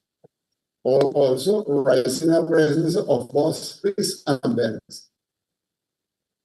The other strategic line is governance and communication, establishing clear ethical frameworks. This is a very important point of view that we are on focus. It's very important to be clear in the ethical framework of the use of the AI in education. Also, public guidelines applying everything about the use of AI, opening feedback channels for community concerns, and also innovation and collaboration, promoting internal AI research, institutional partnerships, and ensuring regular dynamic policy updates. Also, the pillar number one is the teaching and learning ecosystem. Faculty empowerment. All the faculties have to generate customized educational materials, 3D simulation, and interactive contents. We have education online for to support this kind of activity. Also, virtual assistants, chatbots, for instance, academic advising and intelligent tutoring, for instance, for targeted concept support. This is very important for us, and we have a very, very important interest on this part. Also, collaborative learning, deploy all driving collaborative platforms to facilitate peer-to-peer programs. Here, of course, universal accessibility is exclusive on that. The second pillar is research and intellectual integrity, innovation and efficiency, forecasting disciplinary collaboration, and defining new AI-specific research lines, integrating the technology into the design of new postgraduate programs, the integrity and intellectual property, of strict enforcement of copyright and intellectual property rights, mandatory training on proper citation and paraphrasing of all assisted sources. This is very important because we force our professor, our researchers, to be very clear on this point. Ethical oversight. All research guidelines are defined within the general research regulation and teaching manuals. Pillar 3 is extension and community. We are very concerned about the importance of offering public workshops, diplomas, and literacy programs to identify AI for the general population. This is very important because we see some use of the AI for to like people to create opinion that is not the real or is not. Civic participation also is important for us. This is a sustainable environment that integrates AI tools into URB's sustainable environmental management initiative.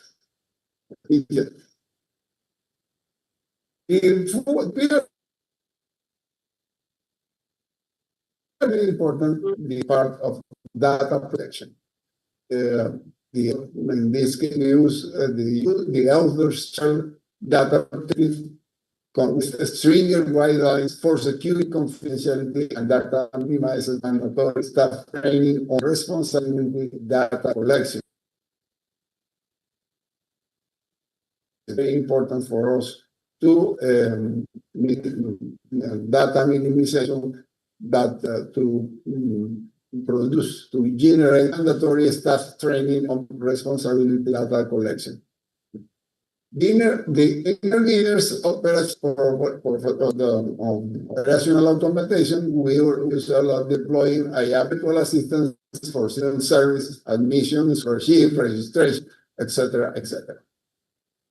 This is the integration of our web system, virtual assistant chatbot, generative AI, predictive analytics, VR, and emerging data.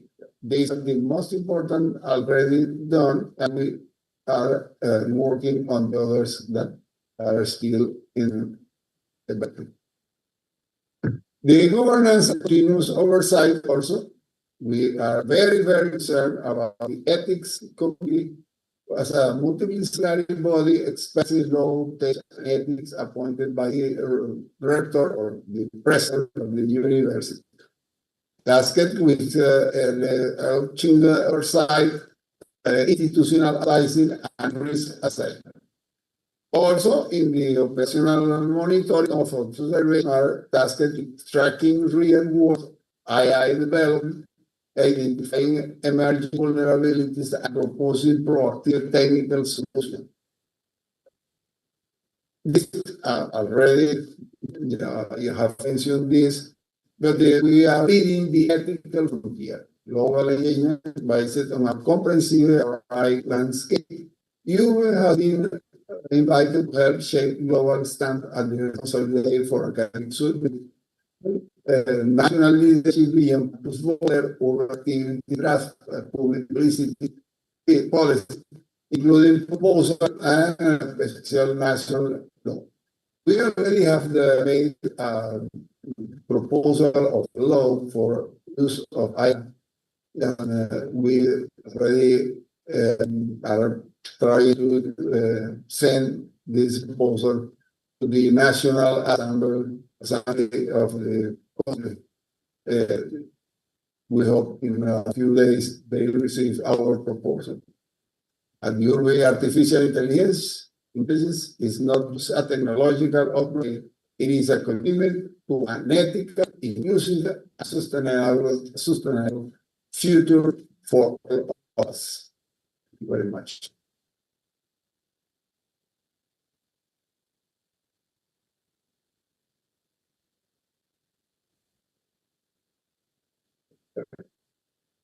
Yes. Okay. Thank you very much. Please give Professor from University or UNB in Venezuela a big applause. Thank you so much for your really inspiring presentation. I'll move on to the next speaker, which is Professor Jaime Alberto Romero from El Bosque University from Colombia, please. Good morning. Thank you, Professor Rudy. We are ready to present the project that we are doing. Let me see.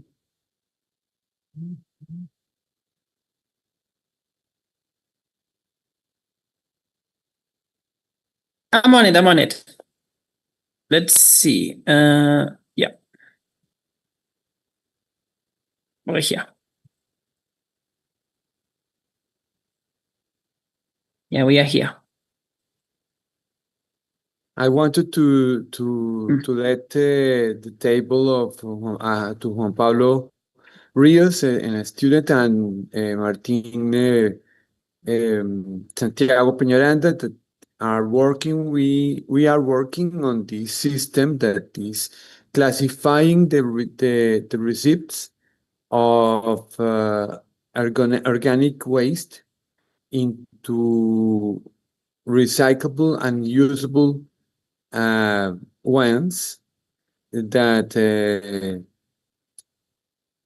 permits the contamination, crossed contamination, avoid the crossed contamination of the waste. So please, Juan Pablo. Okay, well, hey everyone, it's Juan Pablo. I'm from the Bosque University, and we are going to talk about this system that are going to recognize the recipes that that we have put on the research cycle, and we are going to put it on this faculty and in a sustainable way. But we are going to put it on in artificial intelligence, generative intelligence, and artificial intelligence.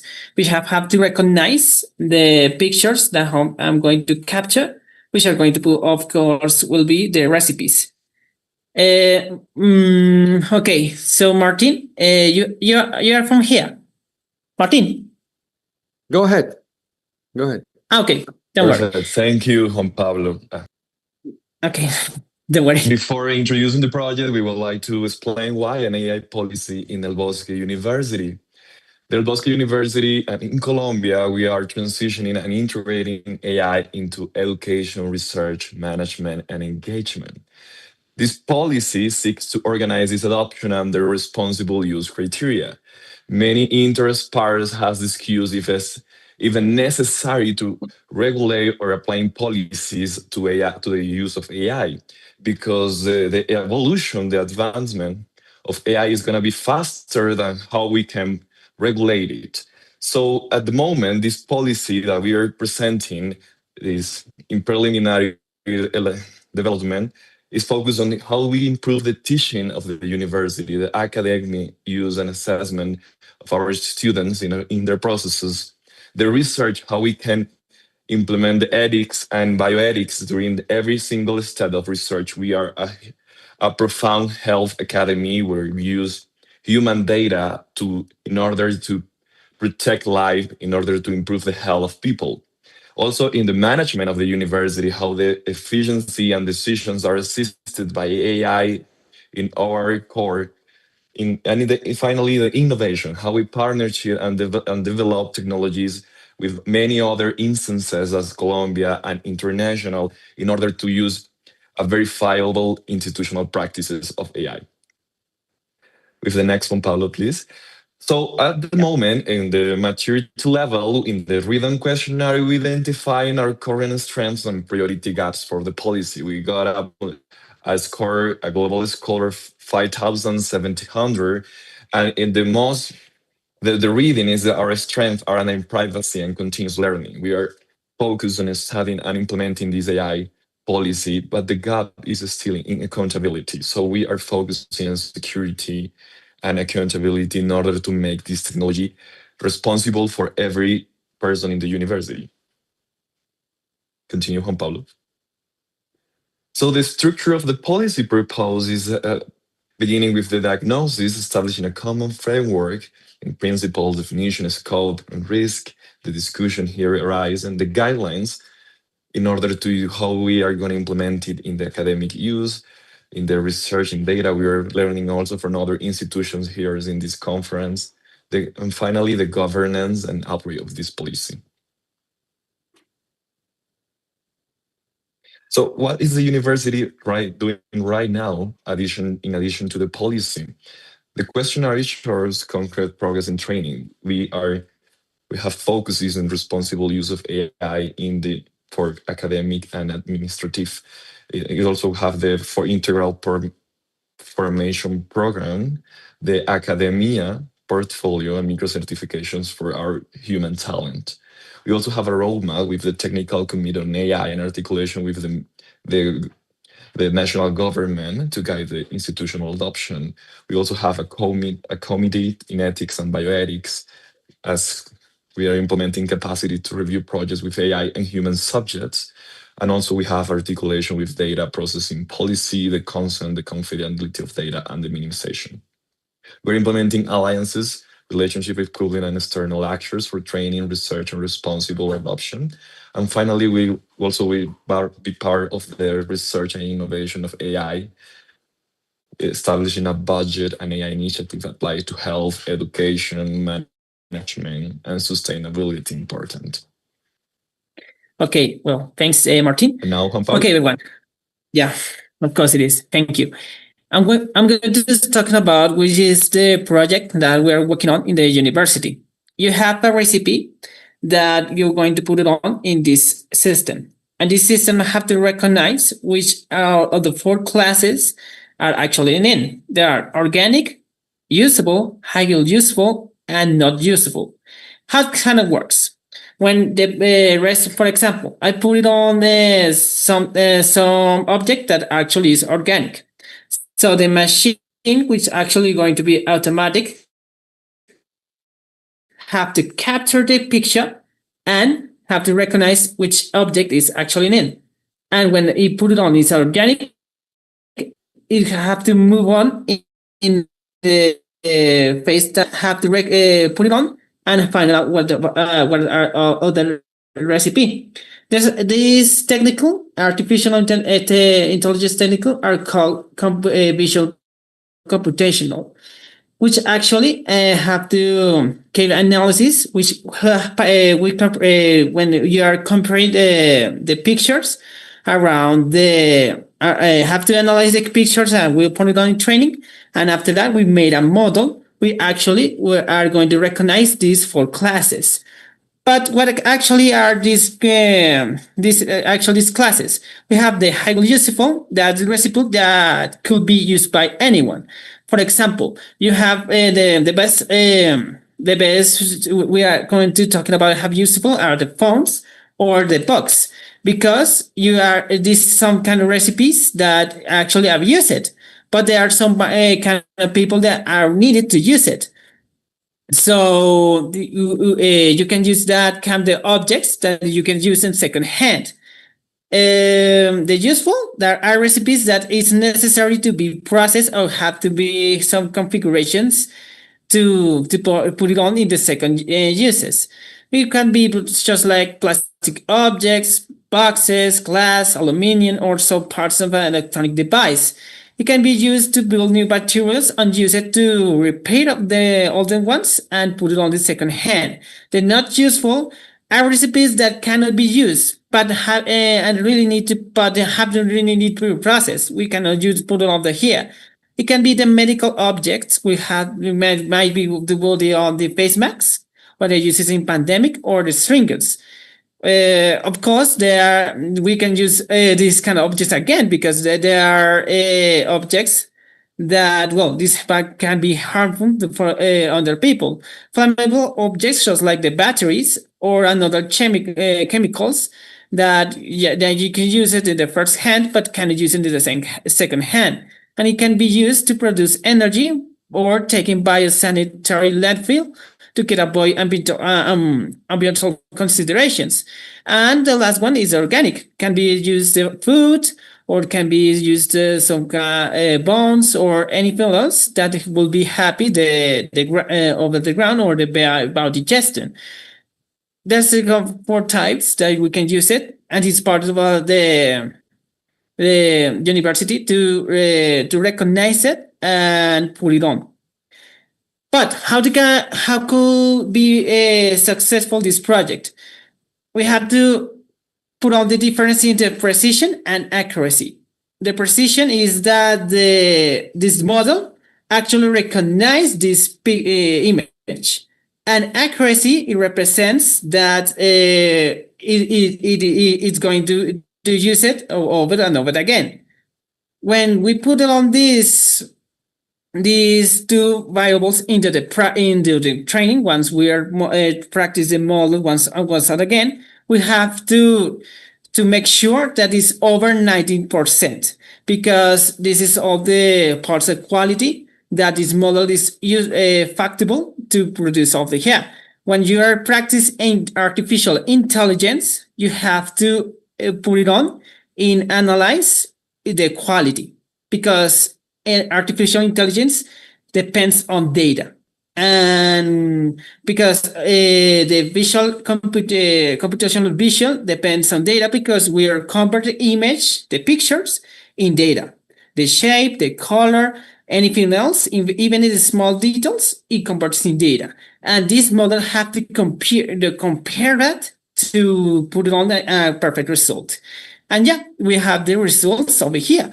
For example, just like I said before, the food, some kind of specific food can be organic, and we will be very happy for the ground or the biodigestion. And over here, this kind of wine can be useful is kind of empty. So we can use some kind of material to produce some kind of that. And I can show you that we developed the model. It's not released yet. We are in process. Once after I finished all of that, I will promise that I'm going to share all of you. And yeah, that's we have the confusion matrix. This is more important. The confusion matrix represents how viable the model is. Before that, have to compare the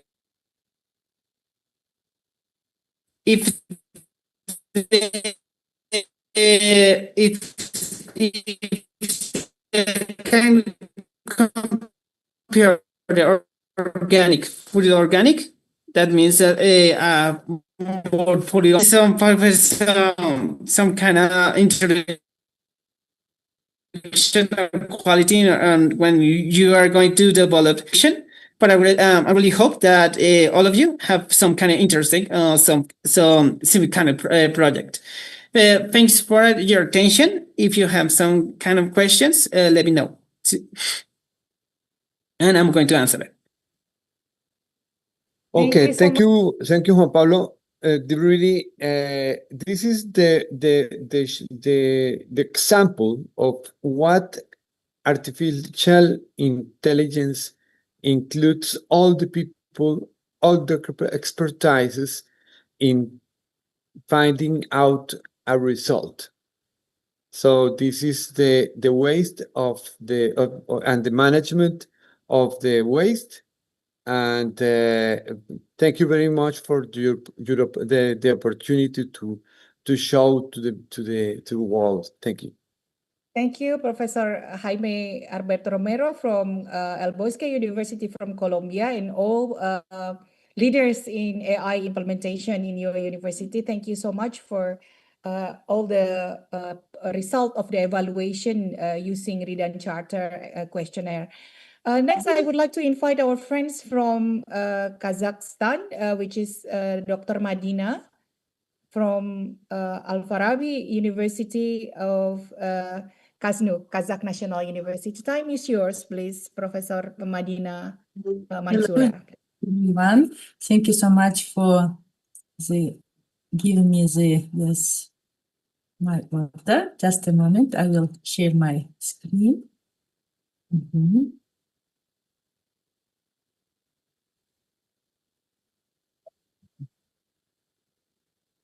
Let me introduce myself. My name is Madina.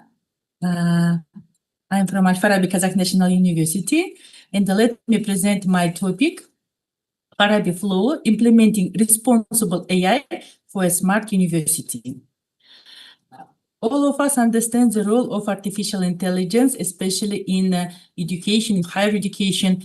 AI creates new opportunities, but also brings new risks. What kind of risks it is can be misinformation, the wrong information, bias, the privacy risks, the unclear accountability, and others. And then in the framework of one program targeted project, we develop the new solution, a multi-agent intelligent platform. I am a supervisor of this project, and there are 5 institutions and the universities which together participate in the project. And then let me describe our solution. We developed to support the key university processes. First of all, admission services, QS, research visibility, and research information analysis. We understand the role the data nowadays to assess the achievements of the teaching staff, of faculties, departments, and university. And we use knowledge base. We use the verified data sets, data. Our platform can use intelligent routing, receive the request and recognize the language and send this request to a relevant agent. And there are 3 key functions of our system. First of the admissions office services. The new applicant can send the question related to the educational programs, requirement documents, deadlines, and the others, and receive the answer in one of three languages: Kazakh, Russian, or English. Second function is research information analysis.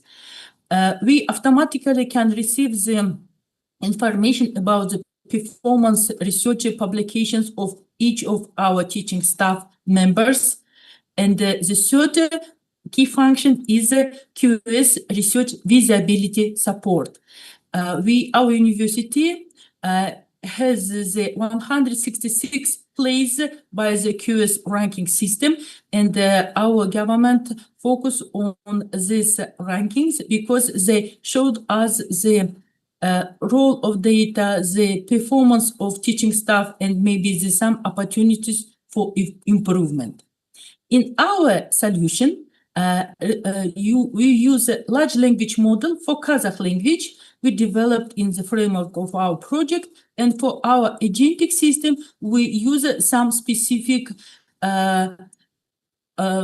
tools as a handoff, as the approach as agent as tool. We set the deep researcher receives the request and send to appropriate agent.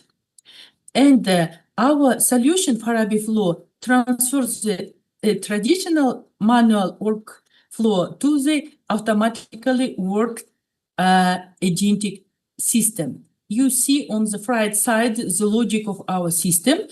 Triage agent receives the request, try to understand the language, the content of this request, and send to the appropriate agents.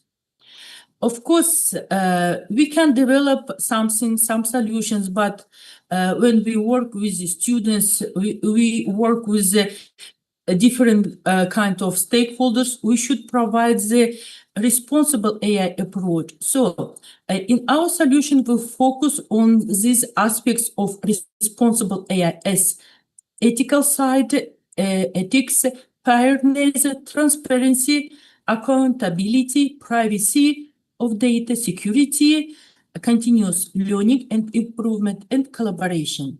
And let me share how you implement these aspects in our solution. If you consider the ethical aspect, we provide approved knowledge bases and responsible use guidelines in our solution. Related to transparency, we use source-based answers, we use the user feedbacks, and we clarify the AI role. And related to privacy, we controlled document access, and we limited the personalized data using. And related to each of these aspects, we offer our approach. For example, related to collaboration, we organize the interaction between the different departments and different faculties. Here we see the screenshot of our solution. It is a new solution. Now we are testing and we offer to our admission office.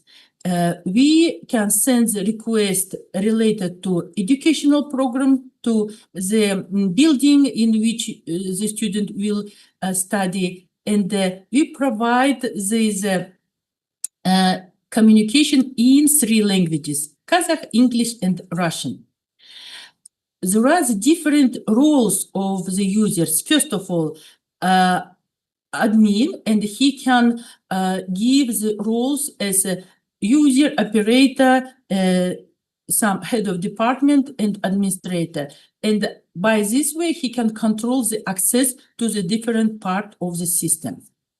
We use the unified knowledge base. We can submit and extend our knowledge base, but it is very important to use verified documents, official documents from our ministry, from our university. And then the system can automatically divide these documents into chunks and then use the extended data knowledge base to generate the replies. Secure internal environment. All of this data we store in our environment. It is very important, and we can control the access, and it means we provide the protected work of our system. Related to second function, scientific publications panel, we can analyze the performance of each researcher, of each student. We can integrate in the joint report by the faculty or department. And here we see the screenshots of this work. And nowadays, our university focuses on the QS ranking. So we should analyze again regarding the request by the QS ranking system. So the number of faculties, the faculty students ratio, and others. And again, the admission administrative staff receives the useful information in short time. So let me conclude. We develop our solution, ParaBFlow, and it is not only the AI platform, but we focus on the responsibility of our solution, and this kind of solutions can help us to get more smarter, more responsible, and more inclusive university future. Thank you so much for your attention. Let's give Dr. Medina a very big applause. Thank you, Professor Medina. That's really interesting how far you have been. I would like to invite Dr.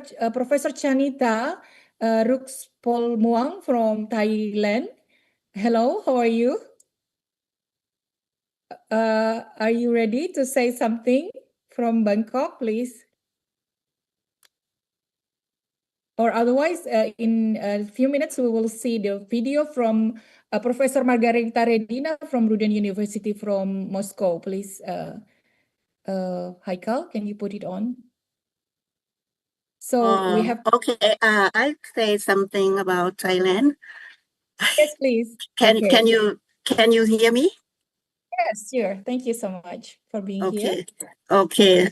Only a few minutes. Okay. Because actually today is Siam University holiday.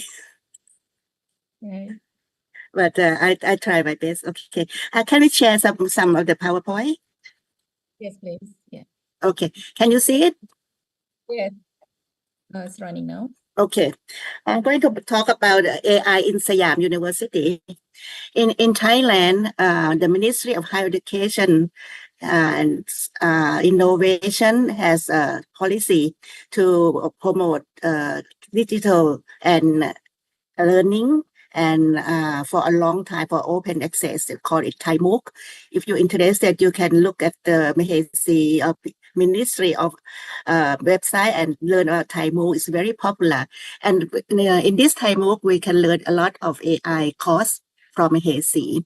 But now at this moment, when the AI has played a lot of roles in education, Mahesi just have a policy about AI that all universities should promote AI literacy as well as security, and they support us to offer course for students university-wide. In their recent initiatives called Reinventing University, they have divided university into 5 strategic groups, that is global and frontier research, technology and innovation, community development or area-based university, religious wisdom and ethics group, and specialized professional education. And AI has been supported all through these 5 categories. As for Siam University, we are classified into strategic group 2, that is the technology and innovation. So we now change our vision into a leading university creating innovation for sustainable future. You can see that our policy at Siam University has always embedded sustainability in our policy. In this strategic group 2, we emphasize 3 dimensions: digital transformation, entrepreneurship, and sustainability. And to make sure that our university know about AI, we have redesigned our general education program in 2024, just 2 years ago, and changed it into 3 modules. The module 1 is language. The module 2 is digital competence. The module 3 is entrepreneurship for sustainability. The AI is very, actually they use in all modules, but the emphasis would be in module 2. That is, we offer 3 modules, 3 courses in the module, starting by AI, digital technology and cybersecurity in daily life, digital tool for lifelong learning, and digital analysis for visualizations. In this way, we assure that our students will have will know and have will be digital literate. And we are now working on the learning ecosystem for our university, first as we just established a center for AI learning, and also we are developing and rewriting our policy about AI. I think that's all I want to share with you this time. Thank you. Thank you very much, Professor Chanita. That's really interesting. You look into more detail into the education. Thank you to come in such a short notice. I would like to show you a video from Russia, and I already sent some of you.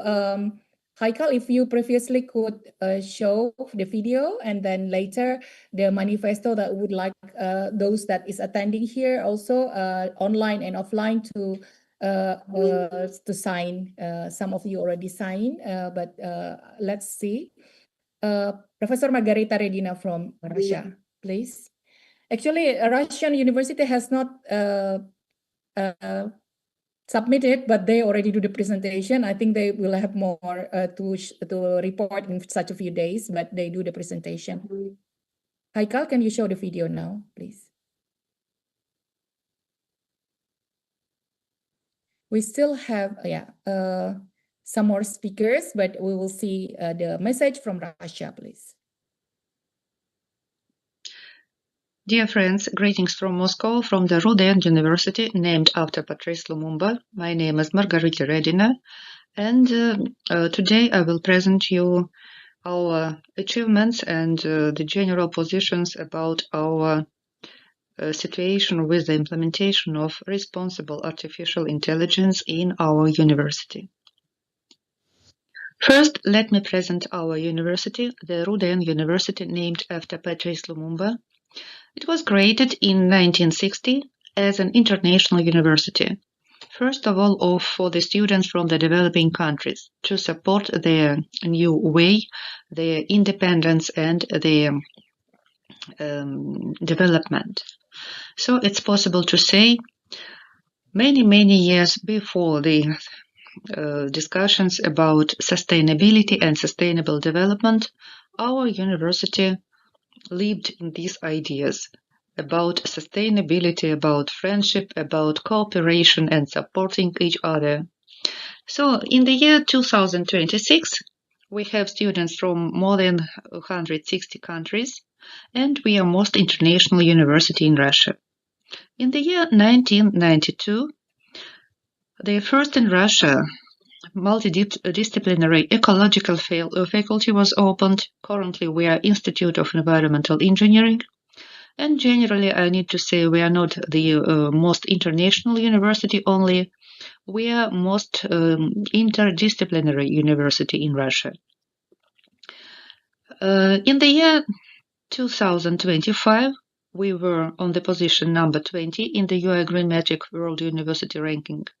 And in QRS, World University Ranking by subject, if we will take the direction environmental sciences, we were on the position 401, 450.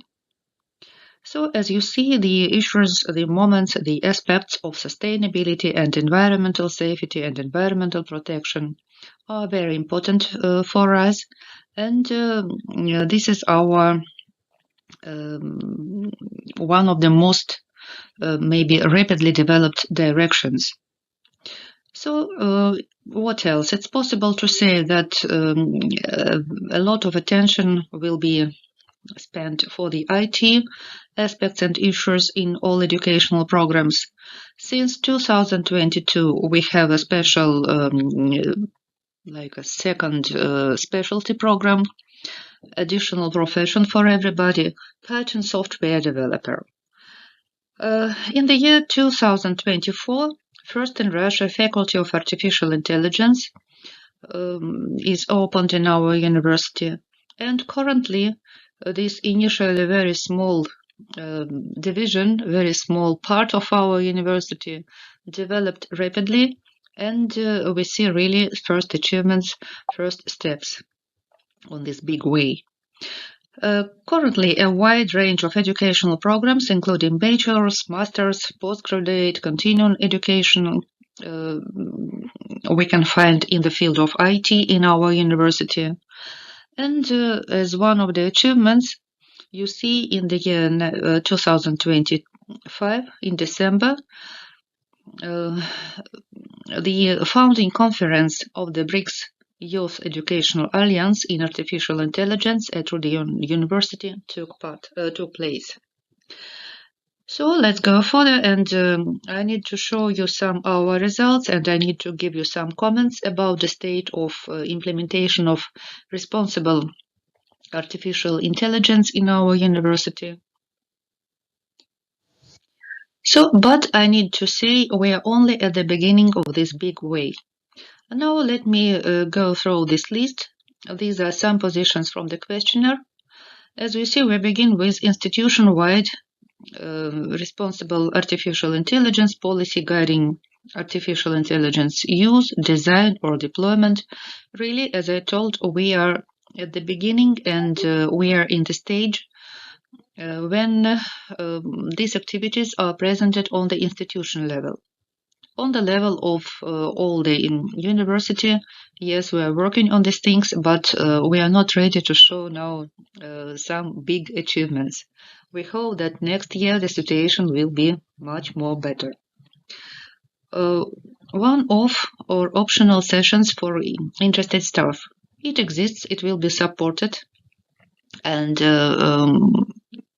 it's possible to find a lot of events in our university when the staff, when the students are invited to get acquainted with some opportunities of implementation of artificial intelligence, to speak about some limitations maybe.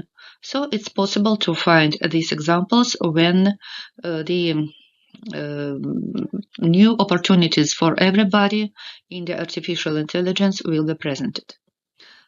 The next position, responsible artificial intelligence embedded in institutional communications and leadership priorities.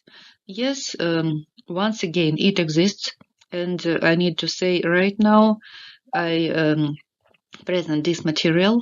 I hope you can see and you can hear it quite good. And at the same time, we have a competition for students in green artificial intelligence.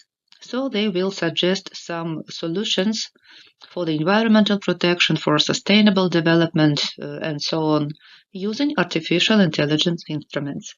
It's very interesting, it's very new, and I hope we will see some new good ideas in this field. I will not read all these positions. The state where we are now, it is presented here. In reality, once again, we are only at the beginning. We work on the development of artificial intelligence. We work on implementation of its instruments. We hope that the responsible artificial intelligence will be like a part of our ideology, our methodology of teaching and research in our university. Now a few words about plans and prospects. First of all, as I told, we work on the integration of responsible artificial intelligence instruments in training and research practice, as well as in the university governance. It's necessary, it is useful, it is very efficient, but it must be developed first. Moving up in the directions of ethics in artificial intelligence, fairness, transparency, accountability, privacy, security, continuous learning, collaboration, all these moments, they will be developed further, and our first steps must lead us to good solutions and to good positions, we hope. The next position, it is very important. It is about involvement of young students and young scientists in responsible artificial intelligence and responsible artificial intelligence-based research. And of course, this research must be multidisciplinary, because it is very important instrument.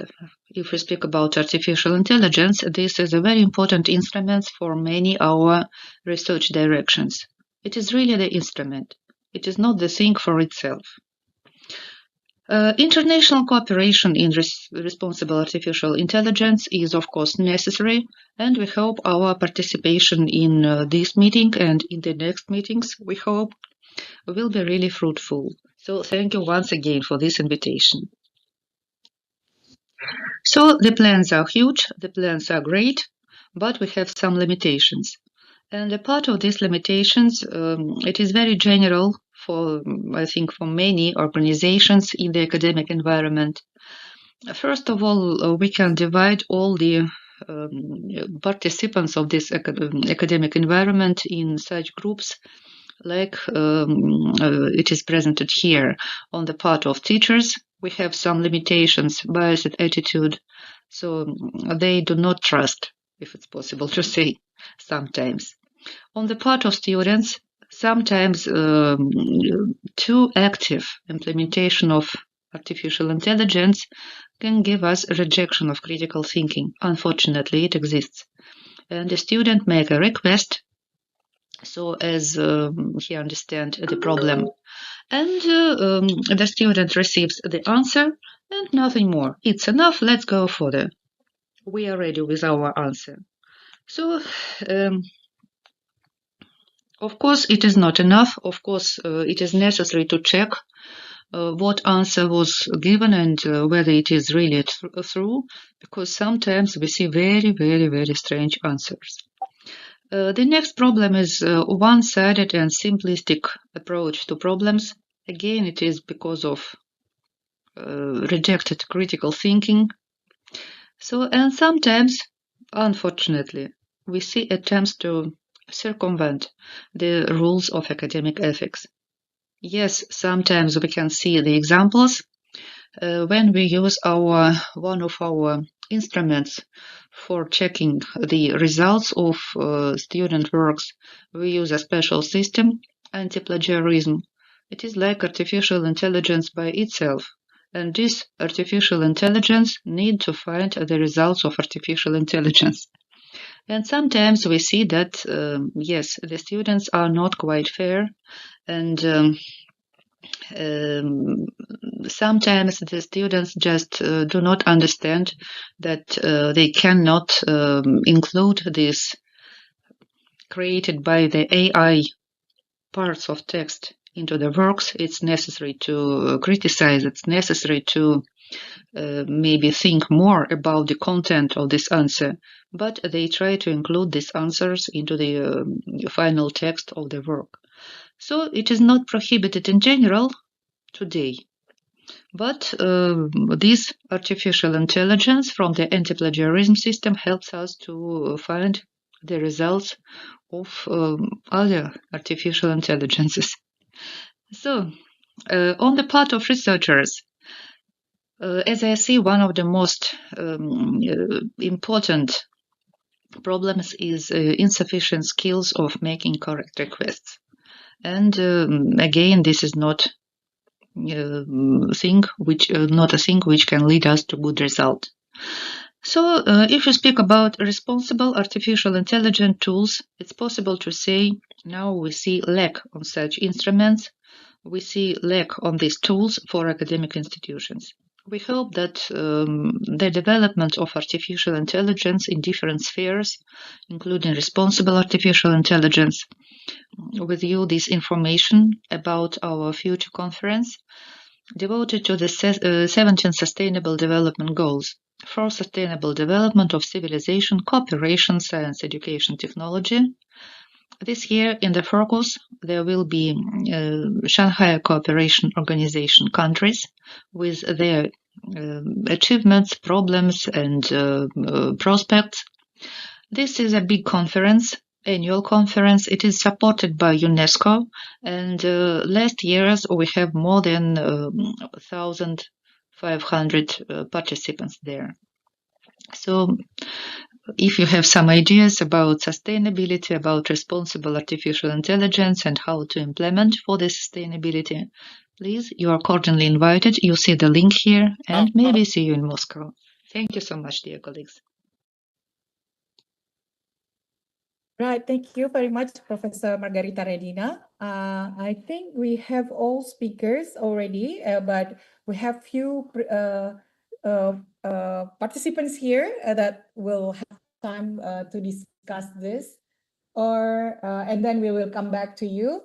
I think we have few attendees here, participants who would like to ask questions to any of the presenters, please.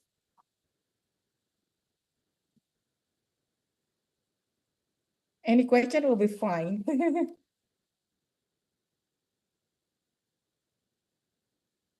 Right. I'll have, okay, yes, please introduce yourself. And maybe I'll need to repeat, but maybe if you could talk a little bit, we can hear you, yeah. Hello, yeah, thank you very much to all the participants.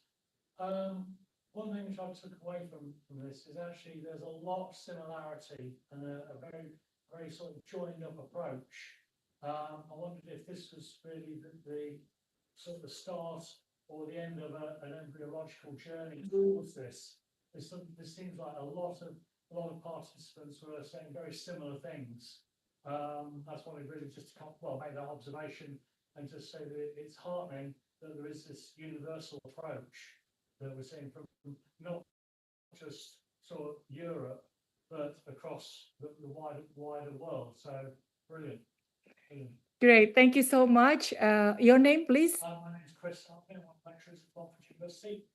Right, thank you very much, Professor Chris Alfie. Also, you have signed and helped us with the manifesto, and I thank all those participants who already signed the manifesto, and you can share it to your friend and put your name.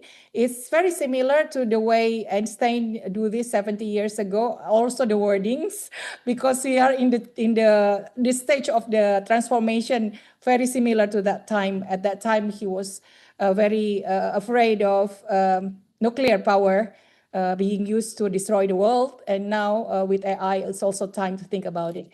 And also your question or your comment, please. So Dr. Emmanuel, I'm also within the Montfort University.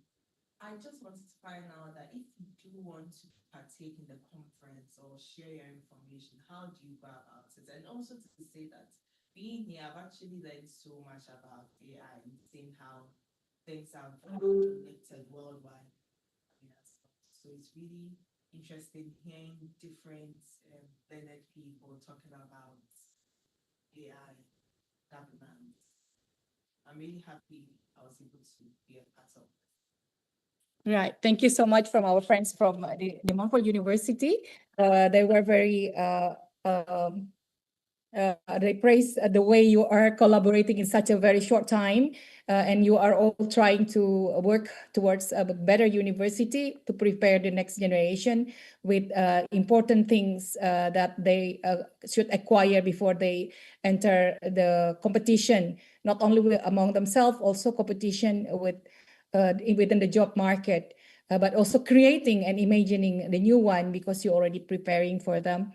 Okay, meanwhile, I would like Heikel to show the the flyer and also the manifesto, please, because we still have like 11 minutes before 4 here in UK.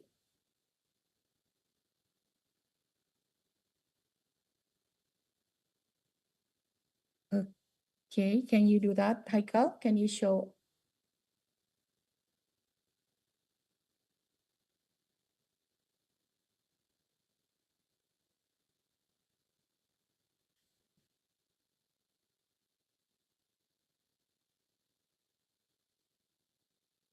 Right. So we already have all of the speakers lined up today. Here, we have almost everyone except Dr. Dora Colindres from Ecuador, but she was the first one who oversee this like 6 months back. And also, I think most of us already here, but I would like to ask whether anybody from UFMS from the Mato de Grosso University do Sul from Brazil is here. Anyone? Dr. Anderson? Yes, I'm here. I'm Yeah. waiting for my turn. Yes, your time, please. Right. Okay, time is yours. Thank you so much. Okay, I'll be fast, I promise. Just share my presentation. Can you No, use, everybody must be tired. They're fine. I think it's a very late night in your place now, but you're still. No, it's 10:51 in the morning. All right, great. Please, Professor Anderson. Just a minute. I think you can see my screen right now. Yeah. Yeah, so thank you all for this invitation. I'm Professor Anderson from UFMS Brazil. I'm really going to talk to you a little bit about what we are doing here. First, a little about our state, Mato Grosso do Sul in Brazil. We're really huge compared to Europe and other places. Some of our states can be greater than other countries in Europe. So we have a lot of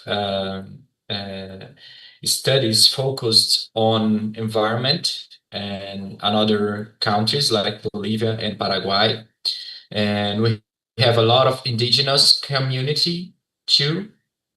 And we are focused on tourism, agriculture, and pulp industry hub. Our university has now more than 45,000 students, around 1,500 professors, 1,700 technicians, and just for you to know what is our size here in Mato Grosso do Sul. We have 7,000 alumni and 138 underground programs and 80 master's and doctor programs. We are a public, free, inclusive, and high-quality university.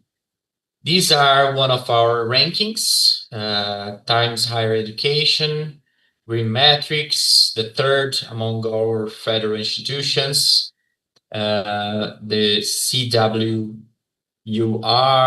QS, and all these rankings. These are the universities. I left this slide here to show you what are our partners from Italy, Portugal, and Germany, and United States. Okay. Well, we have in Brazil 69 federal universities, and UFMS is constructing an institutional robust base for adoption of responsible AI. Only 2 of our 69 federal universities have AI policy, and an AI plan, and we are one of these two universities. We also have AI guidelines for students, professors, and staff, showing what are the best practices, what is recommended to use in this among all the AI tools that we have online, what is prohibited to use in the classroom and in the class works. Well, we have in Brazil the general data protection law, thinking that privacy always comes first. We have strict boundaries for treating students and faculty personal data. We think a lot about the human in the loop that guarantees the right to request a human review or any automated algorithm decision. Impact on IT, storage, processing, and training of AI models must comply with rigorous security standards. Our Ministry of Education also has some guidelines. The ethical pedagogical filter that we use to identify which information should for the students. We have this human supervision guideline that AI must act as a teaching assistant, never replacing the role of the professor. Equity and inclusion, it's another guideline. Technology must reduce regional and societal inequalities rather than establishing new digital barriers. Algorithmic transparency, education assistants must explain how data is being used to generate feedback and recommendations. Other than that, we have the National Council of Education framework. We have the difference between learning with AI and learning about AI, where learning with AI using generative and predictive systems as assistive resources to enhance learning paths, and learning about AI, a mandatory integration of digital media and computational literacy into the university curriculum. Local focus of the National Council of Education means that their AI applications should target real-world challenges within the local communities and the Brazilian society. How we are at UFMS today, right? We are thinking about governance and ethics. We have the institutional AI policy approved, the artificial intelligence plan approved by our university. The formal governance structures are established. The committees and responsibilities are clearly defined. In privacy, we have the data governance policies in place, compliance with data protection and requirements. And inside the education and capacity building, we have the integration of ethical AI topics into undergraduate curriculum of every course, every undergraduate course, we have the AI topics inside them. Training programs and awareness initiatives are being placed into the university. And the UFMS guide to best practice for use of artificial intelligence. And we have the newly created AI graduation course in 2026. Just showing you what we had in the questionnaire. We're best in ethics in AI, transparency, security, and accountability, and we have to improve in the other items. We have some innovation initiatives in AI, like AI Tutor, reliable chatbot for student support that we created. We created automatic ticket classification for all the students, professors, and staff when they have IT problems. We have sentimental analysis for institutional evaluation system and other initiatives. Thank you. Here's my email if you need something else. Thank you all.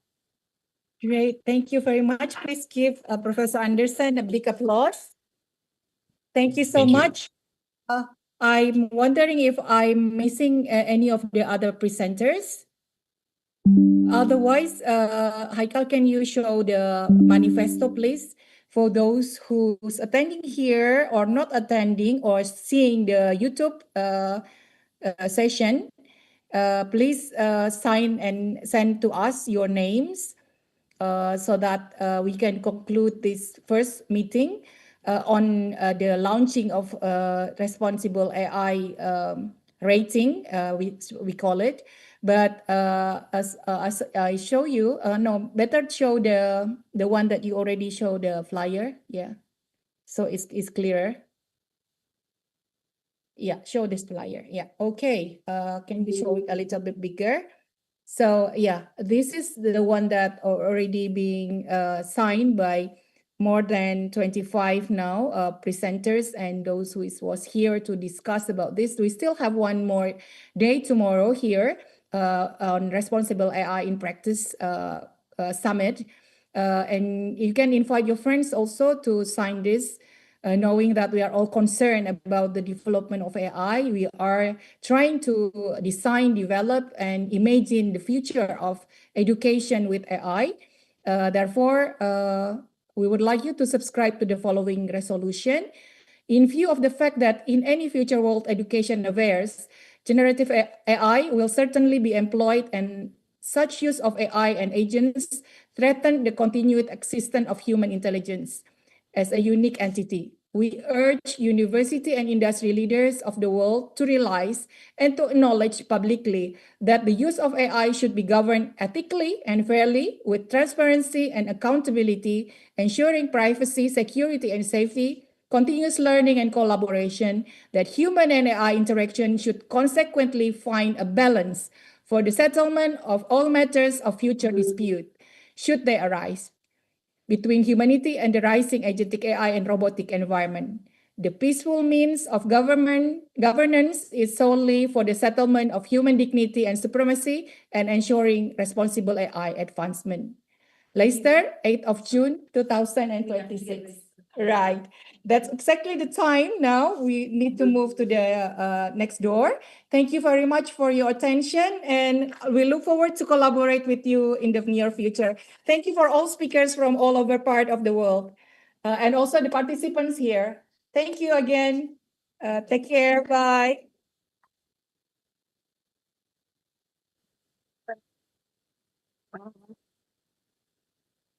Thank you. Thank you. Thank you. Thank you and goodbye. Thank you. Thank you. Bye. Thank you. Bye, everyone.